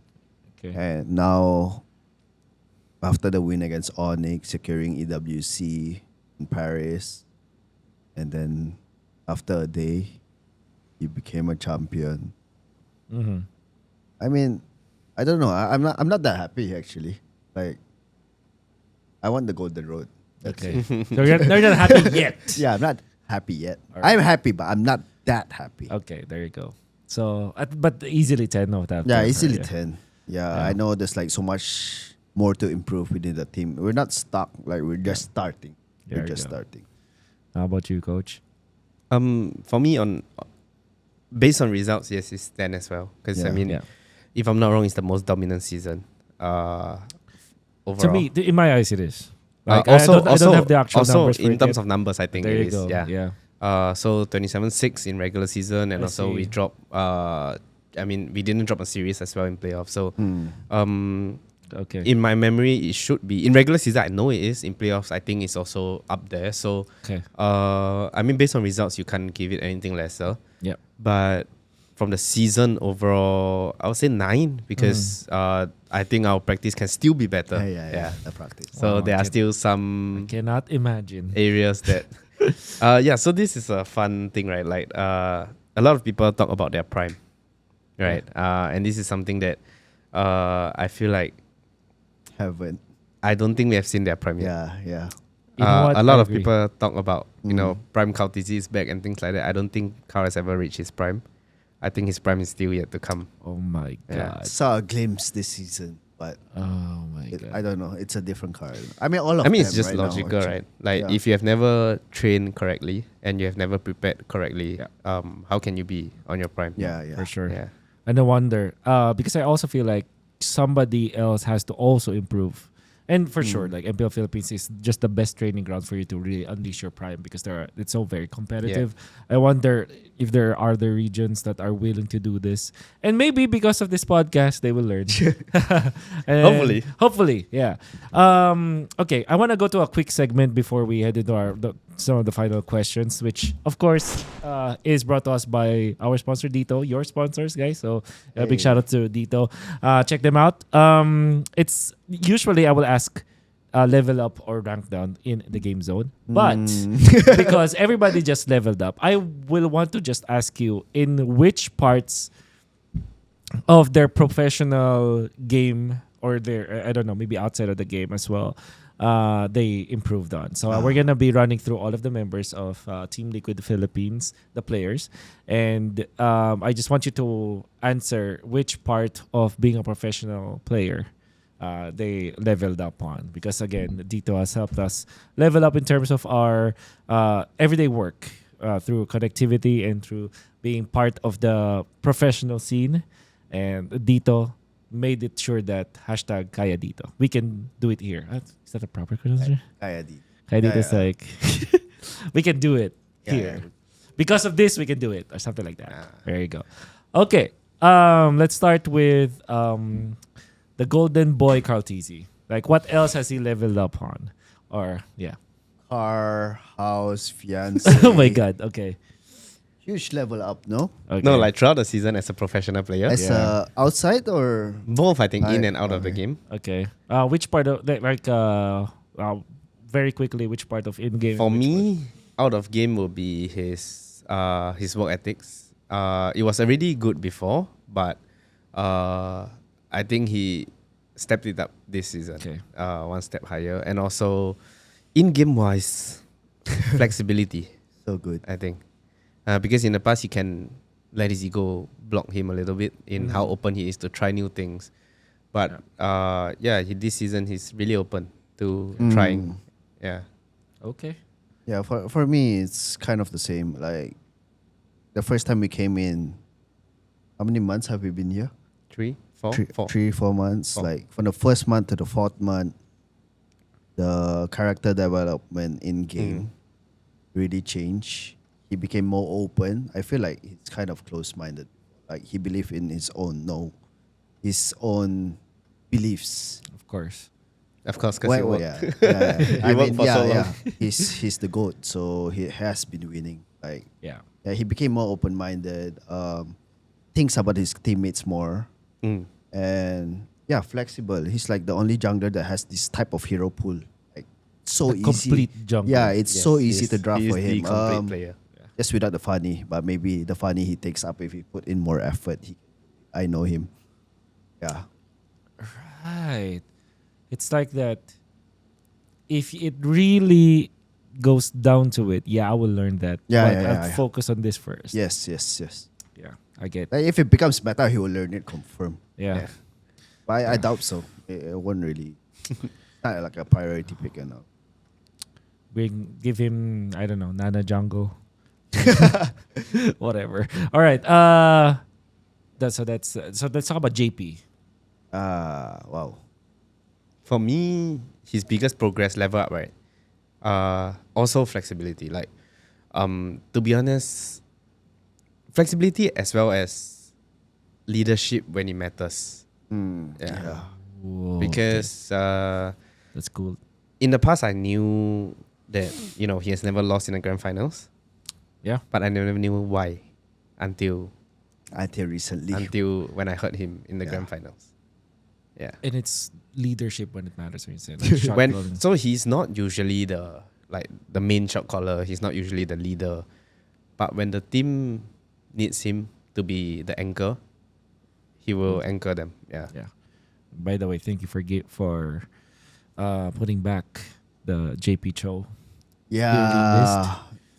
Should have been available for quite a long time, but It was never bad. to be honest. Yeah, it was never I bad. agree. That's why I'm actually surprised that it wasn't really picked as much. I mean, yeah, numbers wise, I can reveal this. It's 66, 67, like above all his heroes in scrims. I was surprised. And MPL never lost, I think. yeah, MPL He's no shown never losses. lost in But season we 17. rarely Season pick 17, it. yes, for sure. Yeah, we rarely pick it because nobody actually believes that he can play a good Yeah. show. But after that series against Sonic, now you know. Yeah. Even against AP Brand. It was the first time against AP Brand, right? Yeah, I think Like so. he I think played so well. But to be able, oh man, unforgettable kick on Super Friends in the mid Yeah, lane. game changer. I think that was a game changer. You believe so? I think that was the Yeah. real turning Yeah. point Yep. for me. I think the comms was released as well. Like, Was it? yeah, he's the one initiating the clash, calling the Yeah. kick. My God. Yep. And he probably even the early even when so because Friends eventually bought the Winter Crown. Yeah. I Yes. don't think that he was able to let go of a kick. I think it was just a stump and Yeah, it flicker. was just a So Yeah, he still had the No, the that, kick that last afterwards. clash was like a bait. But the Yeah. the comeback clash, there's There you the go. one, the Mm. 6K lead becomes Yeah. nothing. Yeah. That was but yeah, started. the mid lane kick on the Friends was unforgettable. Mm. For me, it was a turning point. Yeah. Also, another thing I want to touch upon, like for JP in terms of leveling up, I think for his age and with the experience that he have, it's so amazing how fast he improved, in my opinion. Because I mean, me and Coach Nep we are slightly older than him. Yeah. So sometimes when you play the game for so long and you've been through so many metas, you have certain play style that gets stuck to you. Of course. And that's how people become washed, right? Even when you're young, you can be washed, right? I agree. But for him, he unlearned things There so you go. fast. Yeah. There you go. He's able to adapt and he's still hardworking like a rookie. What the hell? Like Yeah, he's always he is the earliest. most in of the game. time earliest in the Yeah. gaming room, Yeah. watching his own replays, other people's. He's you know. asking also. He's Yeah. asking other Also, players. yeah, no ego, open to changes. So yeah, What a guy. JP, my lodi. All right. So that leaves us to before we go to Sansan, let's go to Teddy first. Yeah. Which part did he level up? I First think season, the though. most for him. I mean, his attitude. There's nothing to level up. It's just perfect already. Like the best pro Yeah. player attitude there is. But I mean, that's what you expect from a rookie as well. Let's see if he changes. Yeah, let's see if his heads get big or what. No, but for Yeah, Teddy, I doubt think so. the biggest level will be in game wise. In game, Yeah, for because sure. I mean, I think the moniker you guys gave him was perfect. Like he was just steady at first, but he started to turn a bit more deadly near the Yeah. end of the season. Yeah. Yeah, because back in the Asian Games qualifiers, right? I did not know of Teddy before. Of course, I've seen him in MDL, Same. but I didn't know that he was. See, Even though we are in the same house, I didn't know. yeah. I played against him. So you him. destroyed him. So you at least you know. I thought he was trash. All right. So because when people said that any gold leader you put, that Teddy QT basically is a passenger. That's what they're saying, right? The start Yeah. of the season, because there was and the way I see it is just because there was no actual opportunity for him to carry the game because the other four was just good, especially the early stages. And as a gold laner, you cannot carry a game if they're already winning in their early game. Right? At the same time, you cannot really carry a game if it's too one-sided. That's That you're true. losing as well. Yep, Yeah. exactly. But In the close games, though. in the recent podcast that I did, which will be published later, I mentioned like if you want to see an actual game where Teddy carried, you look back at the Asian Games qualifiers. Some of it wasn't broadcasted. Like especially his Freya and Sora game against Onyx of Life and RWE. There you go. He carried. There were games. He carried. there were games that were broadcasted that also carried the game. Yeah, It's yeah, also yeah. true. So In the grand finals, especially, right? yeah, Yeah. and MMR Claude was of course it was hilarious for us, but this makes total Yeah. sense to just like pick it up and Weak people- side. Yeah. Best weak side hero. I mean, it's just meta, right? Yeah. What do you mean by weak side hero? Because I hear that from international, usually from football based countries. Claude itself has the mobility, has the wave clear, can sustain the lane, can fight against any fighter. You don't need so much Yeah. resources from the There team. you go. Yeah. Yeah. Oh, okay. You don't need the team to rotate to him. Like a That's the- Bruno. I mean, it's a bonus, but yeah. you don't need it. Like I a Bruno. see. Yeah. Okay, so I don't know if this makes sense, but the way that I describe it, and I also like tells me that he agrees. Basically, it's technically not a losable. You can't lose Yeah. the lane with a Cloud in a way. Yeah. Yeah, you know. But I mean, At the highest level is at the highest level, it's yeah, hard there you to- go. Yes. There you go. I think that's a perfect. That's even a better description. Yeah. Because of course you can lose that. There are lane. gaps. Yeah. There are levels to this game, right? Yeah, But for at the sure. highest level, yeah. Yeah. All right. So that's steady. But I definitely don't agree that, I said this in an interview after we win. Yeah. People always say, no matter who the goal laner is, Yeah, yeah. they can win. No, bro. Whatnot. No, they have no idea what they're talking about. Like, yeah. we can play the way we play as a team because of how good Teddy is doing Yeah. what he's doing. Yeah. Right? Yeah. And So he that's all carries I the can. game. Yeah, that's all I can say. I also want to add to that. The fact that people keep saying Teddy is one trick Cloud. Stat says that Marco plays more Cloud than him, like 22 times. Yeah. Then Yeah, they it's only just play meta. like 16. Yeah. Yeah, I think he's just people are following his steps. Yeah. And to be fair, I always say like if a hero is good and a team is revolving around that hero, and you give it to that team, of course they will pick Yeah, it. yeah. Right? Of course. Doesn't make sense to let it go. Why fix was not broken? Yeah. Yeah. Why would you pick the harder route to win? Yeah, exactly. Yeah. So it's up to you to how to defeat him. So that's how I look at it. All right. So that's steady. Now Sanford. San. Bro, Let's start with Sanford first. Yeah. you need to glaze him, bro. He's gonna watch this and he's gonna complain.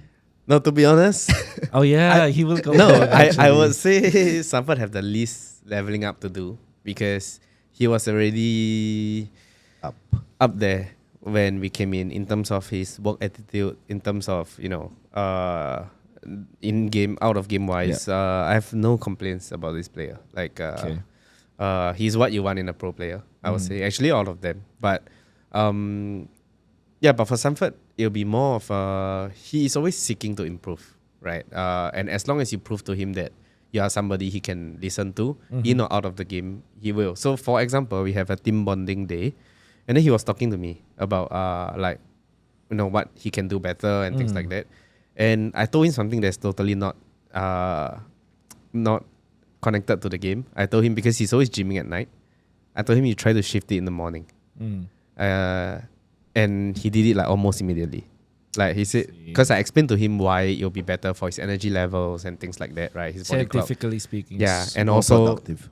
also because if you always wake up like 15 to 30 minutes before scrim starts, it's just your brain is still loading, like compared to if you gym and you are already fully awake, right? Also your energy flows better. So once I explained that to him, he implemented it like almost immediately. Yeah. So I mean, for this kid, nothing much to say.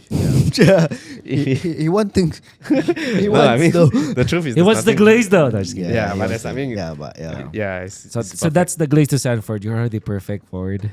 Yeah, just keep but- on improving. Yes, keep it up. For me,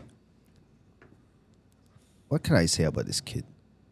He is my go-to player, like outside the game. Like he's always there since we're always going to the gym together, sometimes eating out together. He's really open-minded, like in and out the game. Even sometimes he needs some relationship advice. You know why, guys? You know why. You know why. And he's really open-minded, and if he really trusts you, he will say most of the things, his problems and all. He do not bottle it up and affect. What you see is what make you it- get. Yeah. It doesn't affect. What you see is what you get. Yeah. Yeah. He's like very transparent, and I like that. I mean, TLPH in general Yeah, is actually, really straightforward They are and also transparent. transparent. And I belong here because we both are really harsh. Yeah. Damn. If Yeah, we if don't you're like to soft, beat you guys can talk to us. That's all I can say. So there's no. That's why I really like how Karl communicates. Yeah, like yeah. straightforward to the point. He don't Yeah. care if he hurts your feeling. Mm. He will just tell you how it is. That's and why I like I love it. it. Yeah, we like that. We like Yeah. that. Like That's it why- helps us. That's why we love Karltzy. That's why he's the goat. Yeah. Actually. So now Sanji. Sanji, That's my captain. Improve. For me, I would say he is actually the one that level up the most. okay. Yeah. Not saying that he's not good before. Mhm. All I can say is when I came in here, I learned that he's a captain, Yeah. and I said, how is this a captain? This is not a captain. Okay. Yeah, but after I would say it's around the same reason. Like when we qualify for Asian Games and he start to trust us a little bit more. Okay.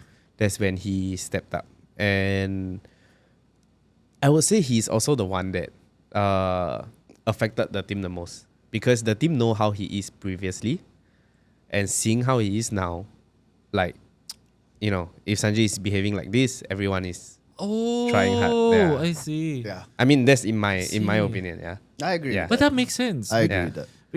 It's like if you're because Sanji is the most like, you know, nonchalant. Like he don't Yeah. care Super about anything. chill, Yeah. follower type of guy. Yeah. yeah. At first. Mm, Yeah. at first. I see. It's like when you're in a group of friends in your college or in your high school, like you see this guy all of a sudden praying all the time, and you're like, okay, this Yeah, guy, like if this guy is serious, we better get serious Yeah, now. yeah, yeah. Get Yeah, serious. so that's like Sanji. And also like just a story, just on the time, right? Yeah. From a time perspective, like at the start, he is one of the guys. I will not name everyone, but he's one of the guys that I have the most trouble with in being on time. Right. And you know, Mitch made a joke and she said that you should always set your time 15 or 30 minutes earlier. So that they will come early and then they will be a bit late and they will still be on time, right? So I told them, I said I don't believe in that. Like I'm gonna tell you guys, if I said a certain time, let's just do that time. Yeah. I don't want to scam you guys into coming early. Yeah. But if you show me that you cannot do it, I will set earlier time, right? So after I told him that, and since he started being on time, like I would say 1 or 2 weeks before MPL start, he never late. After that, he was Yeah, never and late. so So like the moment he do the switch, he never went back. Wow. It's not like, oh, sometimes he's early, sometimes he's not, because Okay. that's the case for most people, right? Like if you're trying to change a bad habit, you will slip back sometimes. Yep. Yeah, but this kid is pretty serious. When he decided, once he made the decision that okay, I will not be late anymore, he was never late for the whole season. Yeah. Cool. Yeah, to add to that, he used to play. Yeah. Yeah, and he Stop doing it. brought back his computer. He bring his PC back and leave it at home so that Yeah, it yeah. doesn't distract him. so he's always in the boot like, camp, So Yeah. he's that serious. Yeah. yeah, Oh, yeah. is that also why he's not streaming? yeah, Yeah. As That's- much? Yeah. yeah. Another Because his reason PC is not here. he has no Yeah. computer. So I mean that is a sign of, you know, restraint, Dedication right? and Like, all, dedication yeah. and Wow, commitment. Yeah. that Once the was season start, Sanji.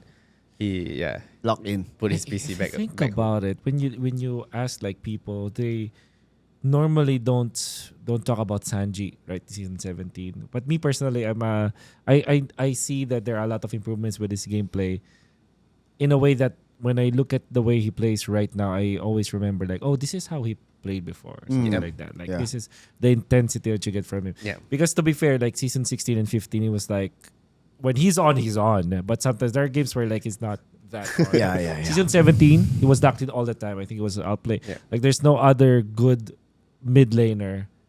There's no other mid laner that plays at this level right now. Mm. That's what I feel like.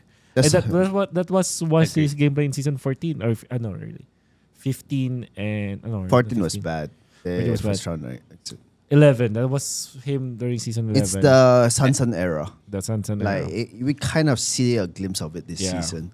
Like sure.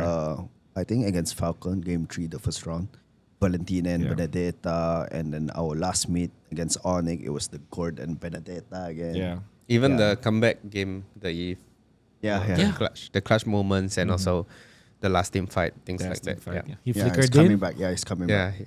Flicker. Yeah, I did the remake yesterday. I never knew how he positions like that. Yeah, Yeah. so Sometimes, aggressive. So calculated and aggressive. Super calculated. Yeah. Forgettable Selena. No. Just kidding. A little history on that. you know, Okay, I- yeah. Well, I mean, yeah. So those viewers who do not know, yeah.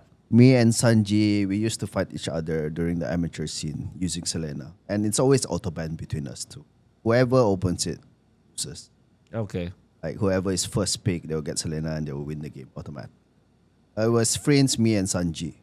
Okay. And then recently, why we picked up the Selena was like because it works in scrims.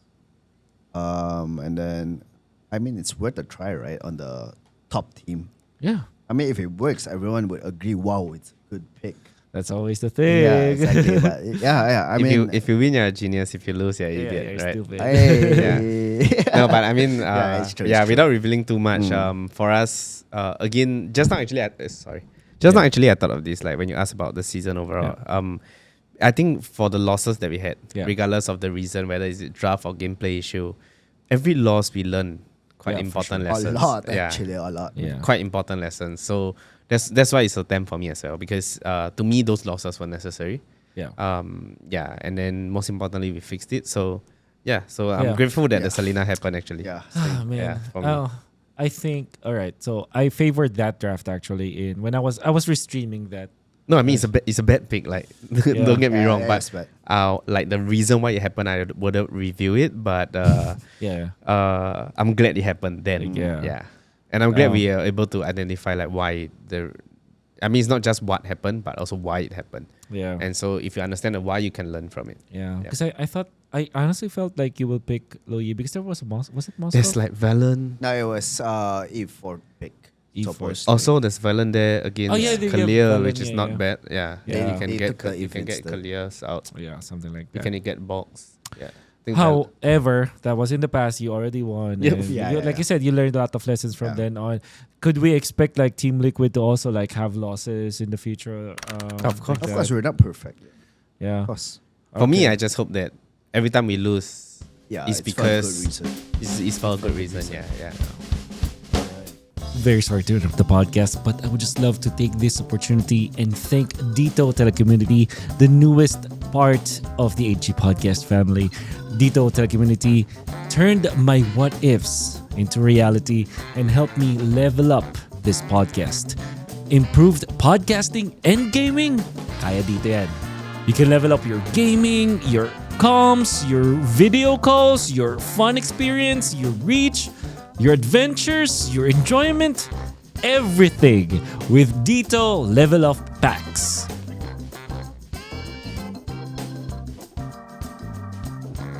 Check out Dito's socials to know more. Back to the podcast. So that's most of where each of the players have leveled up. Yeah. Of course, we'll never forget what AeronShiki as well as Daiki was able to do for the team, and Santi as well. Yeah. Santi's the lucky charm. Santi's Damn, I like looking at him every day. I your just happy wanna- pill I mean, hug him. Daiki up until the end, Daiki, working really yeah. hard as well. Yeah. as Doing his job as analyst. analyst. Yep. Yeah, and I think that's public knowledge, anyways, right? He Yep. revealed that himself. Do I reveal what he do? I don't think we need to Oh, do it. yeah, okay. yeah. But was it important during the finals or? It's important every week. Since It's the regular always season. important, yeah. Cool. All right. So we'll leave it up to mystery. Yeah. But yeah, don't ever not appreciate Daiki for what he's able to do for the team. But of course, unforgettable week one from Daiki. I think. Yeah, like- that Yeah, too. like It started wow. the momentum. God. Thank Started you, the- Daiki. Yeah. Did you expect Daiki to perform No, that good? No. It's The different. scream was horrible the day before. I'm not saying that he did horrible, but when the team loses like Yeah. that, what can a goal laner do? Yeah. You will look Yeah. bad, right? Yeah. But So aggressive. there was he was the MVP for the final game against Aurora, if I'm not mistaken. Yeah. His So first game, what, Moscow. what First I, game, but yeah. Yeah, What I was Moscow. most shocked of is because I knew that the other four of them had another level to them, right? Yeah. Because we saw it in Asian games. I didn't know Daiki had it as well. Oh. Yeah. Okay. So I'm like, why does this guy play better in yeah. Like, in MPL and Yeah. when there's a crowd and everything as compared to in scrims? Yeah. yeah, So, the gym helped him out. I mean, damn, he has aura, man. yeah. All right. So, can imagine that. Okay, we are at 1 minute, 1 hour and 52. I can't believe Wow. it. I just have a few more questions for you guys, and this is more of like your own personal preference or whatsoever. So, do you guys play chess? Used to. Used At to. least, but at least you're aware of Yeah, chess, yeah, of course, we of know course. You know Bobby Fischer? No. Probably Heard aware. of. Yeah, heard of him. But One of the Legend. greats. Legend. One of the legends, Okay. very early on. And this is interesting because chess has always been about mind games, right? About and Yeah. not only like literally mind games as in like thinking, mind games as in like psychology, Aggression, because because aura. you're standing face to face against your opponents, and there's so many things that you can do. Bobby Fischer said chess is the war over the board, and the objective is to crush the opponent's mind. But he also said, I don't believe in psychology. I believe in good moves. The idea is because some players will go late to a match and will arrive there like, okay, like you're gonna be doing whatever. Yeah. They're gonna be exuding that aura. Some players will just look you in the eye. Some players will not take a bath, will smell awful, put you off. Right? Yeah. And this is very much applicable to our league because there's this thing called aura, like aurahan in the Philippines, or the psychology behind it. What do you feel about this quote that he said, I don't believe in psychology, I believe in good moves? Good question. Um, Can go first. I agree most of what that sentence means. Because when it comes to aura, of course, I think our players have the highest aura. I think we cannot deny that. But at the same time, we don't win because of aura, right? In fact, once you start losing, the aura goes down. Be it in game or after a series or whatnot, right? Like, for example, people think that you are significantly weaker after we lost to Falcons, our only loss in the season, right? So our aura dropped, I think, in my opinion. But after that, when we came back the next week and we sweep teams so cleanly, 11 minutes. yeah, it went back up, Average. right? So to me, aura is a result of your achievements and of the game that you showed. But the game that you showed comes from the fundamentals and the things that you do, which is, in the quote, the good moves, right? It's the same also in the draft, actually, like in the drafting phase. Yeah. Wow. It's perfect. For me, the aura part is like, I always used to say this: you're as good as your last game. Like, wherever you win, you lose, how you finish the season, people will only remember you for your last game. So for me, preparation is more important than how you are. So I believe in, instead of aura, I believe in the moves you put in. Okay. And you're only as good as your last game. Okay. So if it's a win or a lose, aura points would be there. Yeah. It doesn't really affect. I don't know about the other players though. When they see TLPH, they look back into the history. I think just look at. I mean, if we win, or if our opponent make mistakes because of it, sure, we'll take it, right? Yeah. But for us, that's not what we focus on, right? We just focus on doing what's right. There you go. Yeah, every day and every game. Yeah, we're always focusing on the now, like, actually. Yep. On the present. Yeah. Because this is a quote from LeBron James, and he said, like, I'm willing to do whatever and be uncomfortable. For example, it's uncomfortable for him to pass the ball to the other guy during clutch moments, but he's willing to do it. Who among all of the players in TLPH would be the most inclined to do the most uncomfortable thing, be it an uncomfortable hero, a basic hero, high loss, or be the guy that will be a fodder for FODDER to the opponents, like a sandbag or something. But who is the most willing to do whatever and the most uncomfortable? Wanna say it together? Yeah. 3, 2, 1. That. Yeah, for sure. JP. Yeah. Doesn't care about stats, doesn't care about... He will do it with pride. Yeah. Yeah. He would actually, even though the hero is so hard, he would be the MVP of the game. Yeah. At times. So that is his... I don't want to say ego, but there is some sort of... Some part of there. Like he's... I think, it triggers his ego a little bit. Like, I'll make this work, even though it's so hard. Yeah, sort of. But at the same time, it has to be hard for the right reasons. If he becomes useless and he's not helping, and the teams lose because of it, he will feel awful. But if he can help the team to win, it doesn't matter if he don't look good or Yeah. There you go. So to him, it's more important what his teammate and his team feels over what people see. Yes. And what I people see. say. Yeah. Okay. last part of these tricky questions. Like, there's the guy that I follow. This is playing Pokemon. So Pokemon's, if you think about it, Pokemon is more of like a trading card game where there's like your move, my move. Let's slam it together and whatnot. I predict your move and whatnot. It's a 1v1, right? So there's this. One of the best players might have been the GOAT of Pokemon says that the term that he's using is hard prediction, and sometimes he would rather like hard prediction might be even bad for you than it is useful for you. Hard prediction means like, let's just say I play rock, and historically, you play paper all the time. But because I know that you know that I will play rock, you will play scissors instead. So it's like you're hard predicting what he's doing. And I think this is more applicable to draft. Like, for example, I saw a team yesterday first pick Harith in the presence of like a Claude and a Suyo.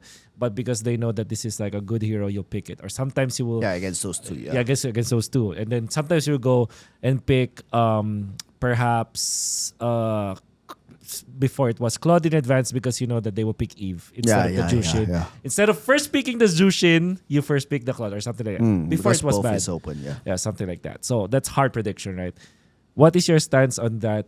Do you think that it's better to do hard predictions or just do what is gonna work? You can put it in your mind, but how did we put it? Advanced predicting instead of hard. This I don't think I want to share.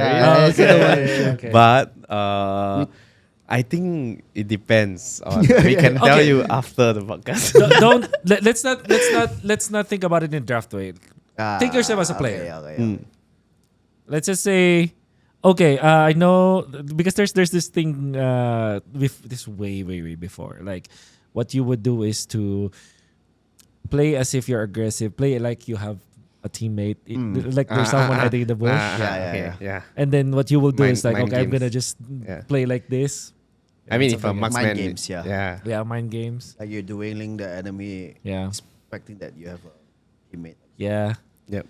So yeah, in that, at least in that way, like as players, like, would you rather do the hard prediction or would you just play it as the same way? Depends if I'm a gold laner or XP lane. Okay, so as a gold laner, you're As a gold laner in TLPH, I think I'll just tone it down a little bit. okay. Be steady. If I'm Sanford, yes, I'll Okay. use that as my advantage. Okay. You guys don't see Jaypee on the map, good luck. Okay. Yeah. Yeah, for me, I think both in game and in draft.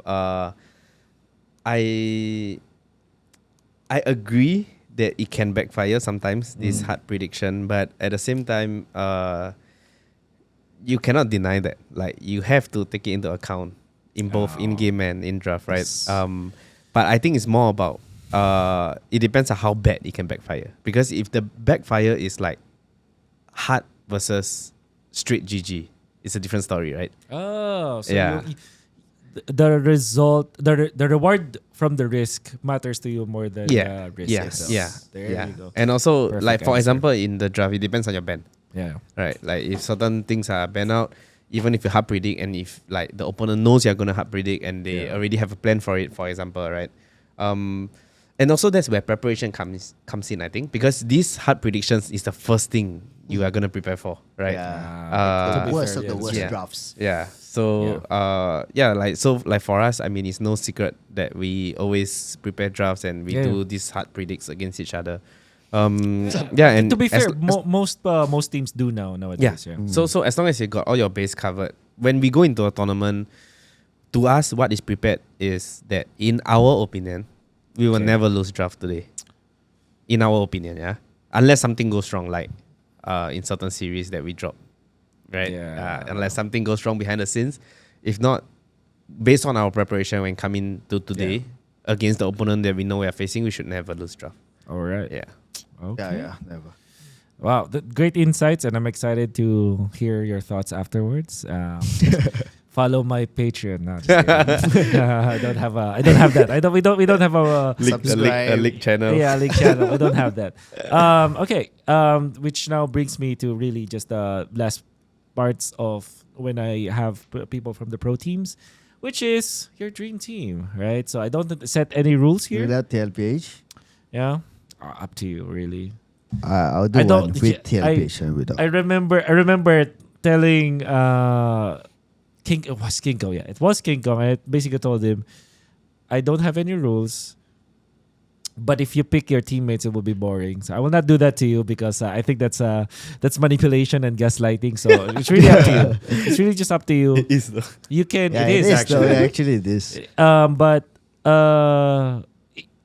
maybe you can if you were to pick your specific players, maybe I would want to get your thoughts on the specific era. Like if you want to say like M2 Karltzy, yeah, I'll pick that M2 Karltzy. Like their prime. Like M2 Karltzy with season 10 Sanji, that's gotta be exciting. But yeah, it's really just up to you guys. If you were to pick the Team Liquid players, at least that. But if not, then you can just you can still Okay. choose specific players. So to make it more exciting, Okay. you will do without TLPH, and then I will do Okay, with okay. TLPH. Okay. Okay. So I Perfect. will be the boring guy, and I'll go first. So for me, no matter how good in my eyes Teddy is, he is still a rookie. So Okay. I will not put him in there. But Okay. the four of them, in their current form, in my opinion. Season 17. Yeah. Four Season Horsemen. 17, Four Horsemen There you go. It's a good. with Kelra. Yeah, okay. That's the Okay. easy I one. mean, Asian Asian games. games. Yeah, Asian games. with M6 Kelra. M6 there. With the current I Four love it. Horsemen, Love yeah. it. All yeah, right. M6. Okay. Not that because also I just want to explain, not because Kara is better than now, but it's because of the marksman meta at that period. Yep. The pick that you get to pick, the B tricks and all that. There's more X factor in my opinion. The yeah. Granger. Yeah. Yeah. No, you know what? The best game that I saw Kelra play in, that's varied, but in recent memory that was MSC Kelra, but I would prefer M6 Kelra Yes. all the time Because he's- the meta for the goal lane then was more open. yeah, Yeah. for sure. Especially the game against Team Spirit. That was that MSC or No. It's MSC? MSC, right? That was MSC. Yeah, that was that one, unforgettable. that one I'll really. never forget that. Granger. Yeah, Granger. Wow. Unbelievable. I mean, all the games he carried. Like, yeah. So that's my dream team. Yeah. All right. why Easy. you have to make it hard for me? Yeah. I mean, I've With- been without- always saying this in my streams. Yeah. Like, yeah, I'll be biased. Karltzy will be my jungler. Carl. Kyle. All right. No yeah, TLPH. sorry. No TLPH players Yeah. for him. Goat lane should be either Innocent or Kara. Eman was there before, but now not so since they went 2-2, I think, in BTR. Very shaky right now. Yeah, it's Innocent or Kara on my Okay. goat lane. With the Then- preference of Innocent. Yeah. Okay. There you go. XP Prime Nuts. Scary. That's Yeah, scary. What Prime is Prime Nuts. Nuts though? What's Prime his- Nuts is the only person that Sanford credits the most, I RSG. think. Like, if it's like 1v1 matchup. and Okay, all, yeah. Like, he has the mechanics to do that and match Sanford. Okay. And what season was this Prime Nuts for you? When was it? The RSG?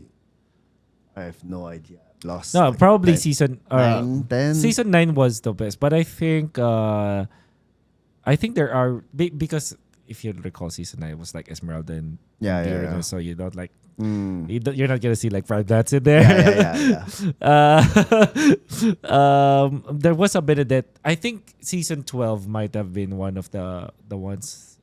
Even 13, he played not 13. bad. Yeah, like the Arlet meta and all. Might have been 11. What was the Irad era? Because that was also like I forgot. that was a sick Karltzy versus Irad, and then Yeah, Sanford versus yeah, Nuts era. yeah. That was great. So maybe that. Yeah. Okay. Who else? My tank. Prime Nuts, Innocent, Who is my mid lane? Kyle. It was Super Friends Friends, and Yahweh Prime.